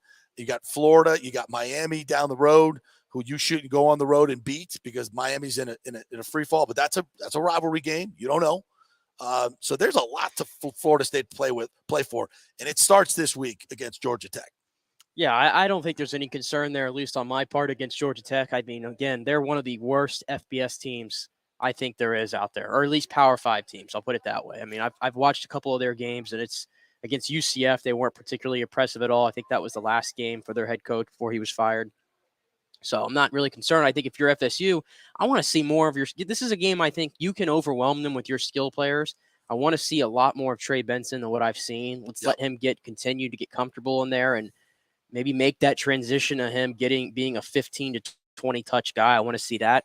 I want to see Johnny Wilson play a lot better in this game than I think he's been in the last few weeks. So not I wouldn't say get right game for FSU because I don't think they've been playing that bad or anything necessarily. I think they've just run into competition that has more depth than them. I think that is. Yeah, I think, but this is a game that, in some ways, again, you don't want to overlook them, and I don't want to see them overlook them. I want them to treat this game like it's Clemson and go out there and execute and not make mistakes and put them away. Yeah. And do what good teams do to bad teams, and that's put them away early and keep them down. Yep. And that's what we hope to see. Well, there's another team that needs to do something here. USF is at Houston. That's a nooner on Saturday as well. ESPN2. You can also hear it on 102.5 The Bone and their HD2 signal as well, where you can find the Lightning game as well tonight. Saturday. They're up Saturday, right? Saturday. It was on last night. This is a game for USF. They're starting to get a little healthier. Trey Marsh will start at quarterback, and he will for the rest of the year. This is a guy that played at Miami Central, is very, very talented, and he's been around for a while. So let's see if he can pick it up. And this USF offense can be explosive at times. They've got some good receivers. They need to get some big plays out of this one and go into Houston and win. I don't expect them to win it, but at some point, maybe it all comes together, and they got to do something to save Jeff Scott's job, because if they don't win anything down the road, if they go winless the rest of the way, I don't think Michael Kelly's going to fire him. I think he's committed to giving him a chance, but man, you just build zero momentum in recruiting and everything else if you can't win a couple of games down the road. Yeah, and I'm not expecting them to win this game. I mean, how could you pick USF in any game right now? Until you show me, you can't pick them. And Houston, probably an underwhelming 4-3 team in the ACC or the AAC before they go off to the Big 12 like UCF.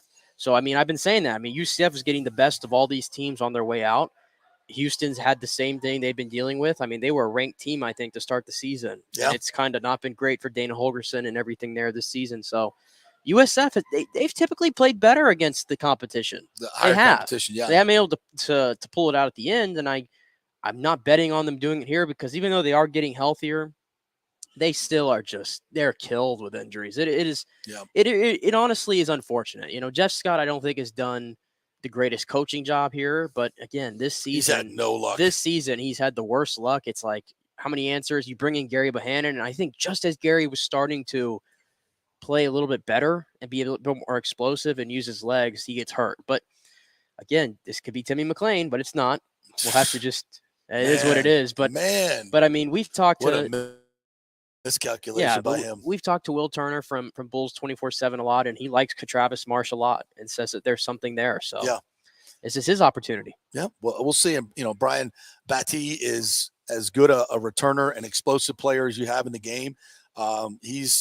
He can be a difference maker. Johnny Ford, a difference maker. They've got some talent here. Their defense has just been awful, though. They've got to come up and tackle people and be better. So we'll see. But that's USF. UCF has Cincinnati. What time's that game? 3:30. Which I made the decision yesterday. Kind of waffling back and forth. 3:30 Saturday game at the Bounce House. Yep, I'm gonna be there. I'm gonna support my Knights. Their biggest game of the season, probably right here. So. Yep. They win this one. They can. Everything's on the table if they win still, because the group of five has kind of underwhelmed this season. Yeah. So the New Year's Six is still alive, baby. I still want, if FSU could finish with 8 wins, and I don't, if UCF drops another one down the stretch, which they probably will. Hey, I wouldn't mind this one. I wouldn't mind, honestly. Bring it on, baby. If we want to run back in the Gasparilla Bowl again with FSU and UCF, that'd be a packed house. That was a fun atmosphere when I was there. It would be a packed house. When has FSU ever played UCF? Not to my knowledge, no. Not to my knowledge. I can't remember them ever playing. Unless it happened in UCF's early history there in the late 90s, early 2000s. I can't recall if it's ever happened. But I think we've been just silly. We've been agreeing. I think all the Florida schools need to play each other every year. Yeah. I agree, 100%. All right, we'll take a quick break. We'll come back on the other side. Scott Jeeves is going to join us from JeevesLawGroup.com. And if you have any legal questions, you can certainly pop them up on our chat room on YouTube or on Facebook or at FanStreamJP. Or we'll just talk to him about some of the legal issues going around these days, and we'll talk some Gator football. Ain't no doubt about that. So stay with us. Quick break.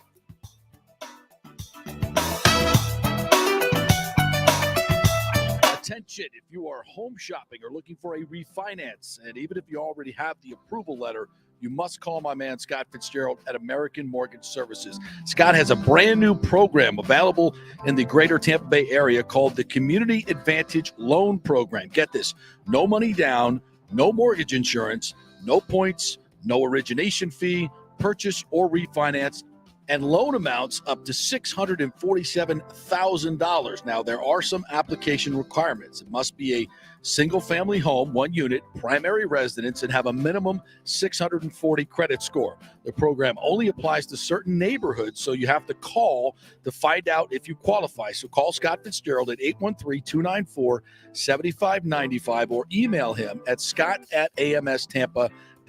Now, even if you don't qualify for that program, Scott will shop your loan around, get you the best rates, and won't charge you the huge upfront fees. And if you've had issues with your bank calling you back, Scott will return calls immediately or at least the same day. 813-294-7595 or email him, scott@amstampa.com. Scott Fitzgerald, MLS 386722, American Mortgage Services, 1000 North Ashley Drive, Suite 1020, Tampa, Florida. JP here for Italiano Insurance. If you've started a side hustle during COVID and the business has grown, well, you need business insurance, because if you get sued, you could lose all your personal wealth if you're not properly protected. That's right. Your home, your savings, everything could go.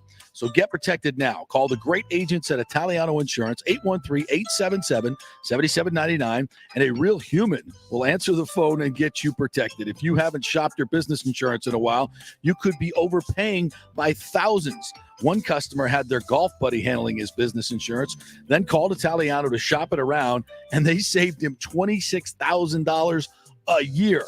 Yeah, so call 813-877-7799 or go to ItalianoInsurance.com. Italiano Insurance, protecting all the pieces of your life for over 60 years. JP here for the Jeeves Law Group. I've known Scott Jeeves for quite some time, and he's just like us, a huge college football fan. He loves his Gators. In fact, he sponsors our Gator Report every Thursday at 11 o'clock with Scott Carter from FloridaGators.com. But he's not just another PI attorney. He is a ferocious advocate for his clients. Scott Jeeves is a board-certified civil trial lawyer and a certified circuit court mediator practicing in Tampa Bay for over 30 years. He is an AV preeminent rated civil trial lawyer and certified circuit court mediator. Folks, these designations are not just given out. They're given only to the best trial attorneys. But more than anything, Scott takes these cases personally. I've heard it from his clients. He's a fighter you want on your side. Insurance companies hate it when they see you're represented by Jeeves. He's just different. 727-894-2929 or go to JeevesLawGroup.com. That's JeeVes lawgroup.com and tell him JP sent you. Military veterans, are you struggling with alcoholism or substance abuse? Is it taking a toll on your relationships and your work life? Are you having trouble focusing, constantly anxious? Well, you may not be surprised to know that your fellow military vets have your six. Heroes Mile is a new concept in rehabilitation clinics, veterans helping veterans. At Heroes Mile, we staff our rehab center with fellow veterans who can understand what you're going through. Our mission is to help you heal from issues that only your fellow veterans can truly understand. Located just outside of DeLand, we offer a full range of inpatient and outpatient programs dealing with substance abuse, post-traumatic stress, and military sexual trauma. We choose to serve veterans because we know how complex these issues are. You could choose to fight the battle alone or win the war together. We are the community care provider with the VA and also accept most major insurance. At Heroes Mile Rehabilitation Center, we have your six. Go to heroesmile.com or call 888-VET-NOW-2. That's heroesmile.com or call 888-VET-NOW-2. Guys, let me tell you about Bay Area Modern Medical Center. Are you experiencing low sex drive, fatigue, hot flashes, moodiness, and you just don't feel like you have the vitality you once had? You're not just getting old, it's likely low testosterone. Studies over the last 20 years show a shocking decline in younger males aged 16 to 39. Older men have seen a sharp decline as well. Do something about it. Go see my friend Christopher Lugo at Bay Area Modern Medicine. Testosterone replacement is not a frivolous treatment. It takes a professional, targeted approach that focuses on total body wellness, vitality, and emotional stability. Not a one-size-fits-all approach like many clinics use. They will monitor your blood work and adjust your treatment as needed for optimal results. Call 844-977-3477 or go to BAMMC.com. Tell them JP sent you for priority scheduling. Ladies and gentlemen, let's rock. This is FanStream Sports with JP. All right, welcome back to the JP Peterson Show, brought to you by the Jeeves Law Group at Bay Area Modern Medical Center, BAMMC.com. You need some testosterone replacement, and yes, all of us just about do. Go to BAMMC.com, and here's our man, Scott Jeeves from the Jeeves Law Group, who was kind enough to donate his two pairs of tickets to the Florida-Georgia game, which we're going to give away tomorrow. So get those videos in on why Gators are better than Bulldogs. Thanks for coming on, Scott. I should ask you. Why are Gators better than Bulldogs? Just because traditionally we've always been. There's probably some things you want to say that you can't say, right? Yeah, that's pretty much the way it is. Is that for Gator fans? I know you hate Florida State, hate the Seminoles. Do you hate Bulldogs more? I actually root for Florida State as long as they're not playing Florida. I kind of, the Bulldogs are more of a rival, maybe an LSU. There's more of an SEC type of rivalry. Yeah, those are the rivalries I think most Florida fans pick on. Whereas in Georgia's just since we play at a neutral site, it's just a tough game. Yeah, for all because you're traveling, everybody's obnoxious. It is what it is. So how many times have you been to that game in Jacksonville? A bunch, but I think when I was in school, I used to buy the tickets so I could sell them because you could always of course big profit, for the school when you're back in school and didn't have any money. Exactly, and then watch outside or try to sneak in. Yeah, that's true. Especially you could sell tickets for good money. And I remember back, I'm so old, there was nickel beer back then. So. Yeah, me too, me too. At the first in Tallahassee, I remember when I was going to school, we were getting our ass kicked by the Gators back at that particular time. While I was in school from 81 to 86, we did not beat the Gators. Oh, that's tough. And my senior year, I don't know if you were in Tallahassee for this one. This was the one where Sammy Smith broke a long run that was going to be the game winner. SEC group, phantom holding call.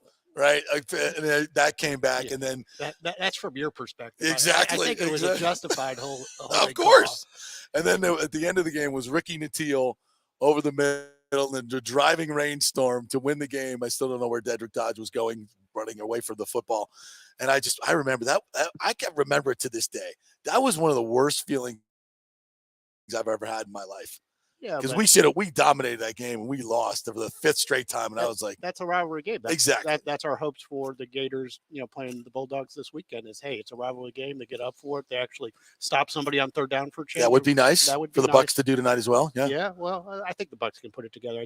Hopefully Brady is on point at home, and it's a good game. Yeah. Good luck with that. But back to the rivalry. Do you have a memory?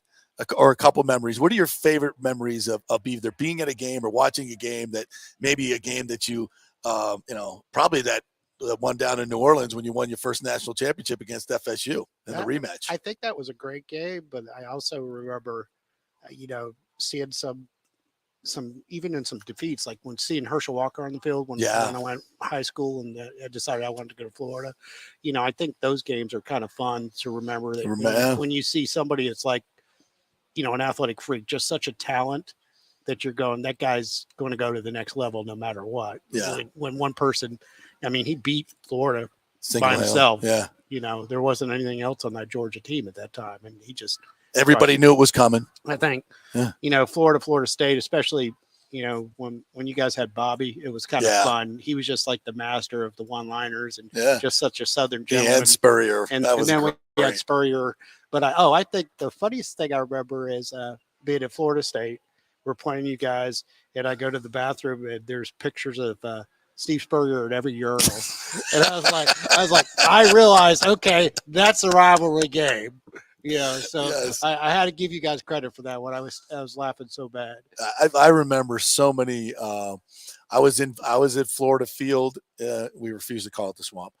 I was at Florida Field when Chris Ricks threw that ball about 75 yards in the air, and PK Sam caught it. It was the game-winning touchdown. We had no business beating you guys that day, and we were a mediocre team. And Chris Ricks was awful, but that was one moment. And these are just these are the rivalry games that you never forget them. You got to enjoy them though, because that's why you go to the game. Even this year, the Florida State game is not going to be the same as it's been in the past. No, but I'm pretty sure everybody's going to tailgate and have a good time. I'm gonna be there. You going? I think I'm going to the day after Thanksgiving. It's Friday, 7:30 at night. Yeah, I think let's go. Let's do it. Yeah. Plus, you guys have got some better brewery. You got some good breweries in Tallahassee. We really do. We really do. It's become much better. The whole college town thing that we have right next to the stadium is really well done. It's amazing when you go to either school anymore. It's how much they've built and fortified and gone crazy. The stadiums are just unbelievable in some of the areas. Well, we thank you for donating those tickets, and hopefully a couple of young folks will enjoy a great time and a memorable day. As I always say, I rarely remember the games I watch on my couch, but I remember the games I go to. Yeah, I know it's a pain in the ass to get the game sometimes, and tickets are expensive and travel, but to me, it's the whole process, the journey. It's worth it. And if you like the tailgating. I love the tailgating. I love the tailgating part of it. But not even just in Tallahassee, but Florida has a great tailgate scene. The Florida-Georgia game. I mean, it's the world's largest outdoor cocktail party. We can say that. It's our show. We can say whatever the hell we want. Thanks to our great sponsors. And I think we still have freedom of speech, right? Yes, You're the attorney. Okay, we do. Sure. Okay. Still okay. Good. But it's just the atmosphere. You can't get that at home. Yep. You can't get that at home. So, but you'll be watching this one on TV, because I think you might be a little scared that it could get ugly. I think you're wrong. I think the Gators are going to give them a fight. I hope so, and it depends whether they stop them on defense. If there's some turnovers, can they occupy the ball? Can they take some time? I mean, Georgia's got that great tight end that's been. That dude is unbelievable. That dude Rockers. He's just crazy. been playing well. They've even seemed to settle down. Their quarterback seems to be doing okay. So we shall see. Their defense, as they've reloaded. I think Florida and Florida State need to start stealing some of their recruits. Yes, and they need to stop stealing our players from Florida. Yeah. Well, it's nationally now it's recruiting. That's why NIL, all those things are important, especially, you can create an atmosphere of have and have-nots with it. And, so I think, all the schools got to push their alumni to do as much as they can. And I know you're involved a little bit with Florida Gators, some of the players there and their NIL. So I'd like to ask you about that. If you're a Gator fan out there, this is what's interesting about name, image, and likeness now is like if you want to support a player and pay that player and there's ways to do this now, right? And it's completely legal from a rules standpoint. So tell me a little bit how you're involved and how you see this whole thing going down. I think if you're going to donate to the general fund that works to all the players. Don't pick a specific player. I mean, and I think it should have come about because, think of Tebow, think of Charlie Ward. Yeah. Those players, how many jerseys do they sell? Thousands, tens of thousands. And did they get any money on Not a penny. Not a penny. And so, I think they should get something. I agree. I'm back on those things if they're selling and making money for the schools. The other thing is I think that money ought to be supporting some medical carrying forward. Some of those athletes, after their college years are done. Look at Earl Campbell. Yeah. I remember him when I was young. Now he can't walk. Yeah. Texas. And he played in the NFL and has an NFL pension. How many tens of thousands of players have played in college football? And once they're done with college football, they've had, ACL surgeries or whatever. There's no continuing care for them. Well, and the concussive stuff. Concussions, right. There's no continuing care for that. No, and there isn't. And we really kind of turned it back a little bit on that. And I also think, especially for the players that potentially have a chance to go pro, they should have disability policies, things like that in place. So I kind of support those, because if you want those kids to stay, you need to have them covered. Absolutely. I mean, and that's how you keep some of your star players, is if you have those things in place. I just don't, if I was a kid and I'm 2 years in college and I could make it in the pro ranks, I'm gone. I'm not going to take the risk of injury unless I've got something to cover me.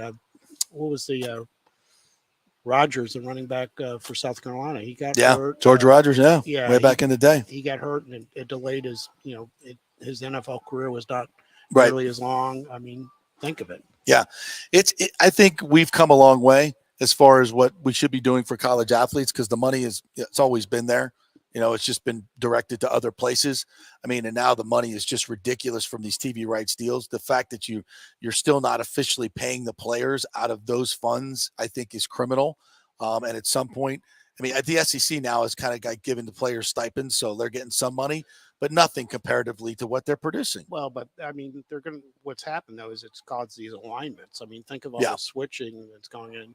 Does FSU stay in the ACC? No, you never know. No, I think they're going to be in the SEC soon. If you Florida Gators would allow it, stop being so scared. I think we play you guys every year, so I know exactly. Scared. Why not to do it in conference, right? And I'll give you this: you guys beat LSU this year. We did. You're welcome. You're welcome. That was enjoyable.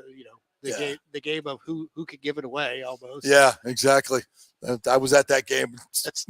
I would have gone to that game. It's great food, great city to go to. Yeah, I don't know about that anymore. Food's good, but man, you need a hazmat suit and a couple of guns to walk around New Orleans these days. Trust me on that deal. So let's talk a little bit about some legal issues that might be facing a lot of people with the hurricane that just came down south, and Lord willing, it never happens here, but chances are it will. And you're dealing with home insurance and car insurance. It's something we talk about in our ad all the time. And so many of these cars were flooded.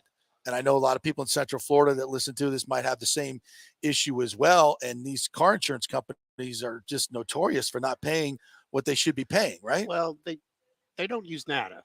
They don't use a recognized retail thing. They use other systems, and those systems have a tendency to value lower than NADA, especially right now. There's chip manufacturers. That's right. Car dealers aren't dealing. Yeah. They're here full sticker plus. That's right. And so you're not getting clearly all the damages. Sometimes they're not tag, title, license, all this stuff that your sales tax. Right. They're not paying the full It's significant. And it's a couple $1,000s, but most of the consumers can't wait.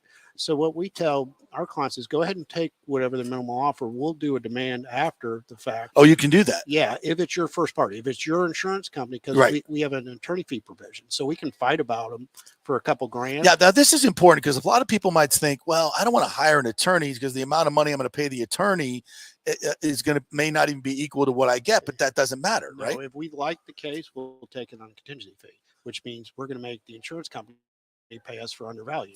And that's how you kind of, these first party fees is how you kind of, make the game even. Right. And like we talked about before, now you've got the insurance companies, hurricane losses.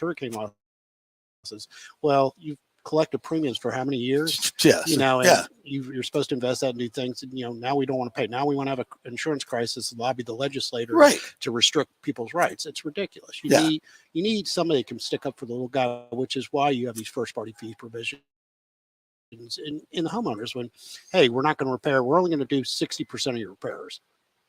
What? Yeah, exactly.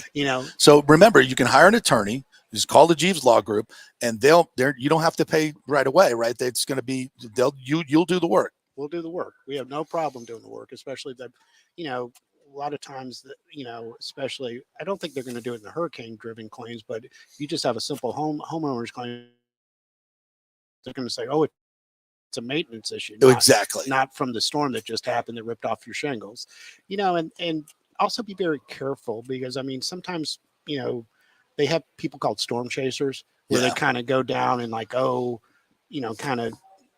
would say not defraud, but overcharge or whatever. You got to be careful who you hire. You got to hire somebody that's reputable. Yeah. Look at the website. Are they board certified? Are they qualified attorneys? Are they have a history in the area. They're not just, especially the contractors. You'll have these contractors come down that may not be good. I want somebody licensed, bonded, and insured, been there Exactly. forever. Yeah. You know, so those are things. And, you know, I think, you know, hurricane relief, if anybody can afford to give a little bit of money, please do it, because there's always shortcomings, and you realize there's some people that can't afford to keep their insurance on their house, so they may be totally devastated. Yeah. So anything about, you know, Red Cross, anything you can do, I think is also a nice gesture towards us. Scott Jeeves joining us here from the Jeeves Law Group. Listen, I know a lot of people know this stuff, and we don't talk about it probably enough, but just simple accidents that happen all the time. Just refresh people what they need to do, because within 10 days they have to see a doctor, that whole thing. Let's go through that and make sure people know that what you guys do and you're there for them, how they get in touch with you if they have an accident. Usually, people don't realize this, your first $10,000 in medical is covered by your own insurance. It's Right. no fault. And you've got to treat within 14 days. Right. And my suggestion would be is if you're hurt, go get looked at. Yeah. I don't care if it's an urgent care hospital or your primary, but get in there if you're hurting. You know, I think athletes or former athletes and everybody, we have the tendency that we want to ignore the pain. Yeah. You know, and it's like, if it just keeps getting worse, you know, that's not going to help you. So your insurance is there to cover. You know, get the police out if it's a bad accident to make sure that you've got it documented. Yeah. Should you always call the police in every situation, or like, I mean, what's the demarcation line there? There's such minor accidents necessarily, you know, I kind of like calling the police because you want to document whose fault it is, because I hate to say this, you know, somebody will rear end somebody, but then 2 days later it wasn't their fault. Exactly. You know, so Yeah. I think you're doing that for documentation purposes. Maybe take pictures, get the driver's license, you know, get the insurance card to the other people. I hate to say it, Florida, I'd say 30 to 50% of the population, the other side doesn't have insurance. Yeah, So unfortunately. I always mention to people, get uninsured motorist. I mean, Yep. that'll take the place if there's no insurance there. I think, you know, just common sense. Don't go, you know, to these big volume clinics, for lack of a better term. I don't want to rip on anybody, but go to real good doctors, you know, because they're going to be able to look at you head to toe and figure out what's going on. Yeah. And if it's an injury claim, you don't have to pay the doctor right there. So no, just they'll take, just let them know. They'll take the PIP. Yep. And they're going to wait on their money towards the end of the case, particularly if you got it handled by an attorney.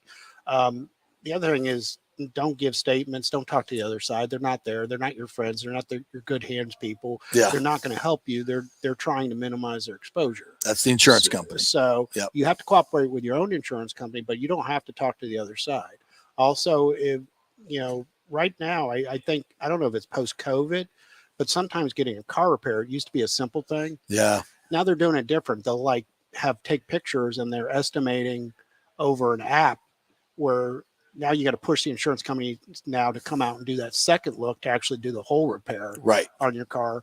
The other thing, I'm cautious, and I tell my clients to be cautious, is don't go to their preferred repair facilities. Yep. They're going to minimize your damage. Go to a real auto body place that may take a laser measurement on your unibody car. Right. Look, is your frame bent? That makes a big difference. Huge difference. And people don't think about that, things like that. So always, you got to really go to people that are going to advocate for you across the board. Yeah. You know, and First things first, call the Jeeves Law Group, and you'll get all this information from your attorney, and they'll make sure you take all the right steps, because it really can cost you tens of thousands of dollars if you don't do it right.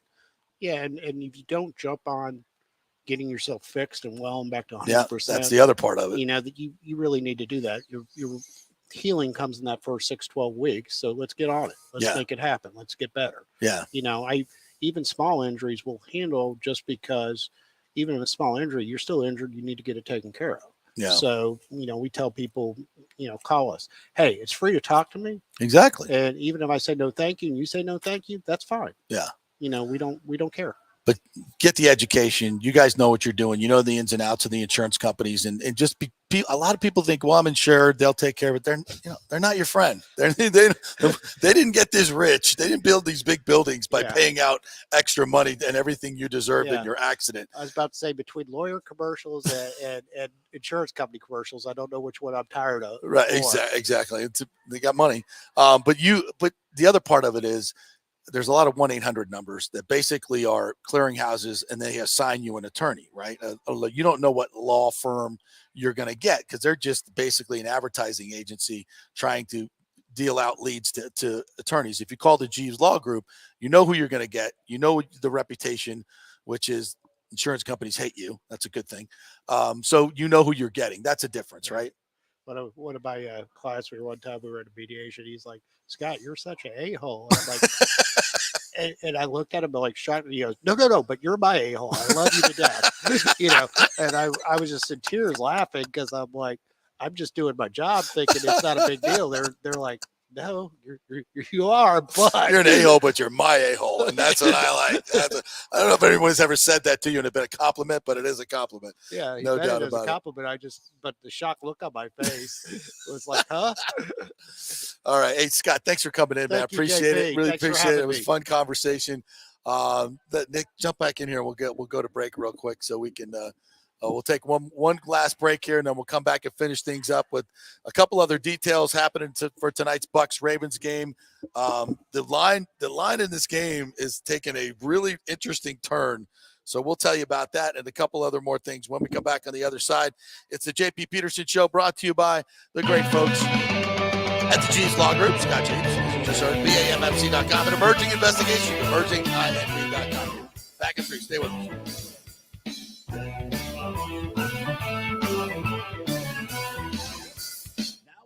To make sure your home insurance is in order. In the last year, many of us have made improvements to our homes. So call the folks at Italiano and discuss these upgrades to make sure you have enough coverage. According to a recent report, almost 64% of homeowners don't have enough insurance on their home, which is their most valuable asset. Also, a great time to make sure you have flood insurance. Even if your mortgage company does not require flood insurance, your home could still be at flood risk. Another big item as we enter hurricane season is making sure your pool enclosure is added to your policy and there will be no issue at claim time. That happens a lot. So call your friendly agent at Italiano Insurance to review your policies today. 813-877-7799 or ItalianoInsurance.com. Hi, my name is Mike Warner, a Navy vet. I've had problems with addictions throughout the many decades. Something saved my life, and that is the Heroes Mile program. Hi, I'm Bill Lennox, retired Lieutenant General, United States Army. If you have any challenges in alcohol, drug, if you have PTSD, MST, think about Heroes Mile. Heroes Mile, a recovery center for veterans by veterans. Call 1-888-VET-NOW2 to learn more or visit heroesmile.com. Pure sports. JP is back on. Welcome back. FanStream Sports. All right, welcome back to the JP Peterson Show. Thanks to Sky Cheese for joining us. Don't forget to get your videos in. Just a short video on why. You just tell a joke. If you got a good Gator Bulldog joke, you can do that. Doesn't have to be super extravagant. So you want to go to the game, get a couple of free tickets to this game. Good club tickets, too. They're sweet, sweet tickets to this game. So if you want to get in, just go ahead and go to our social media pages, Instagram. Hold up. What? Wait a second here. What?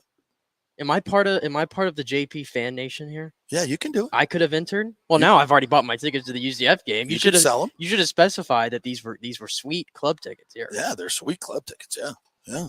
And I could have BS'd telling you that the Gators are better than the Bulldogs for 30 seconds. I mean, I really don't. I'm going to give you the tickets, but I mean, that might be a little bit. I'm trying to hear around for the fans, but Casey could do it. She'd be like, Georgia said Bulldogs? Or sorry, Casey. We love you, but you're not a big sports fan. She will not be going to any more football games. Let's put it that way. Oh, is she doing the who just told us that story? That their wife went to Sal Pal. Yeah, we went. I took her to the Sal Pal Antonio.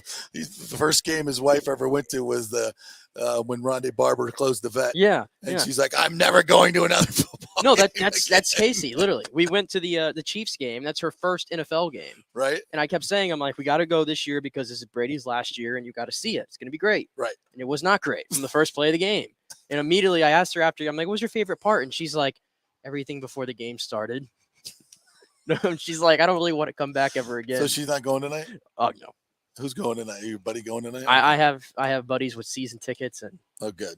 I'm not paying to go. Are you kidding me? No. I mean, look, this is so interesting. We mentioned it earlier in the show, but the Bucs started as 3-point favorites. Like, I guess that's preseason or whatever. And then early this week, it moved to the Ravens being favored by 1.5. And I was like, oh, I got to get the game at 1.5. And so the Ravens. And now the Buccaneers are favored. I could be getting 2 points with the Ravens. And I mean, I don't understand how the Bucs can now late money, smart money coming in on the Buccaneers at minus 2. Yeah, I don't see it. Maybe because Mark Andrews might not play. Maybe because Bateman may not play. Maybe that switched it. Do I have to look at the Bucs secondary? I know there's nobody in the Bucs secondary. Like, who's going to tackle Lamar Jackson? I don't see how who's going to tackle him. He doesn't have to throw the football. He just has to run the football. I don't know. Like I said, I'm very anxious for this game. I don't understand this league sometimes. Yeah, I'm very anxious for this game. I have hope. I have some hope that maybe the Bucs can flip a switch. But if it doesn't happen tonight, I'm probably going to just resign to the fact that it's just not going to happen. If it doesn't happen tonight, I don't think it's happening this year. Yeah, well, no, I still think even if 3 and 5, if my point is what's going to wake you up is what I'm saying. If you can't wake up for this game, yeah, I just don't know what else is going. I think it would be huge if they could steal this game tonight. If they could somehow steal this game tonight, like the Panthers stole one last week, and they can get to 4-4, and then they have the mini bye. It's not like the Rams are world beaters right now. They're not. And then you got the Seahawks. There's some winnable games at the end of the year with the Panthers and the Falcons. You get Ryan Jensen back. Who knows? Maybe Julio was healed. Julio looked good in game 1. I hope he plays tonight, man. I mean, if Julio, look, I'm not saying this is going to happen, but you can have some hope. If Ryan Jensen can come back in a couple weeks, all right, and you can move Hainsey to left guard, and you can finally get some interior protection for Brady where he can step into throws, then he's Brady again. And you have the weapon, and Julio can start playing, and then you got somehow Cade Otton can kind of. I've been impressed with him. Yeah, he's coming. He's getting a little bit better, but Brady can trust him running the middle. Now you start to get a little something going. Make Rashad White running back 1, which should happen tonight, but it probably won't. Rashad White needs to be running back 1. Okay, now all right, get the defense healthy. Right? Get the defense. If Akeem Hicks can stay healthy, like there's a lot of ifs here, people. I know. But I mean, for those who have just thrown out all hope, right? For just like, this is over, blah, blah, blah, which frankly, it probably is, to be sure. But which is what I'd like to, when I gave Brady the setup to this question, I gave this to him I wanted him to run with it a little bit, like, give me a little energy. And he's like, well, the reality is you never know week to week who's going to play and who's not going to play. So you have to deal with what's going on right now. I'm like, just put a gun in your mouth. Everybody. I mean, give me a little bit of hope here, Brady, please. But he wasn't taking the bait. So whatever. I mean, I guess it's up to the fans to get the energy going. But I would like to see him. He hasn't even run down the field on the LFG this year, has he? No, he has. I know he did it at the Chiefs game because I was waiting for it, and he did it. Okay. I'm sure he's done it in the last few games. There was a couple games he didn't do it. So we better see it tonight, I hope we see it tonight. I hope the crowd, I've been worried about. Fake it till you make it, bro. Fake it till I've been worried about the crowd because we know this market loves to sell their tickets. They love to sell their tickets. Well, I don't think there's a lot of Ravens fans, pouring into Tampa. I know Bay that. And I think this is such a good opponent. You have no reason to sell your tickets, but I hope that the energy's there. Yeah, if you want to go to a game this year and you haven't been, I checked the secondary market and it's probably pretty low. At least you could probably get a $50, $60 get-in ticket for tonight. Why wouldn't you do that? I bet you could. But we'll see. We'll be back here tomorrow to wrap it all up, though. You want to make your predictions before we go here tonight? What you got? Look, I can't see how the Bucs win this game. I just don't see how they win it. As depleted as they are in the secondary, as good as Lamar Jackson is, as great a runner as he is, I mean, the Bucs can't stop the run against mediocre teams. This is the 5th best rushing team in the league, and Lamar Jackson is going to be running RPOs all night. And what is the key to stopping the RPO? Discipline. You got to be a disciplined football team. What is this defense's biggest Achilles heel? Lack of discipline. So there's just not a matchup in this game that favors the Buccaneers, not one. Yep. So how the hell can you pick them? Of course, there wasn't one matchup that favored the Panthers last week. And look what they did to the Bucs. Yep. So there you go. The no freaking logic league. All we know is it's going down tonight at Raymond James. I'm going to be there. You'll be there. And we will be back here tomorrow to break it all down. Hopefully it's a Victory Friday. Yep. A Victory Football Friday. I hope so. I'm going to go. Can't pick the Bucs, man. I can't do it. 23-17 Ravens is where I'm going. I got 35-14 Ravens. Ooh, you're going for a blowout. I think it's going to be a blowout tonight. I think it's going to be ugly. All right, our thanks to Scott Jeeves, who joined us, Scott Carter, Wayne Hogan as well. We appreciate all our guests today. If you miss anything, don't forget to download our app, FanStream Sports, all one word. Download the app. You can tap the app, listen to the show anytime as a podcast, live from 10 to 12. You can also watch us on YouTube. You can go back and watch us on Twitter. You can go back and watch us on Facebook. You can look at it anytime and on Apple and Spotify as well. You can always listen to the podcast there. 2 hours of Tampa Bay-centric sports talk every day. We feel it's the best. We hope you join us each and every day. We will be back tomorrow with more fun and frivolity. See you then. Go Bucs.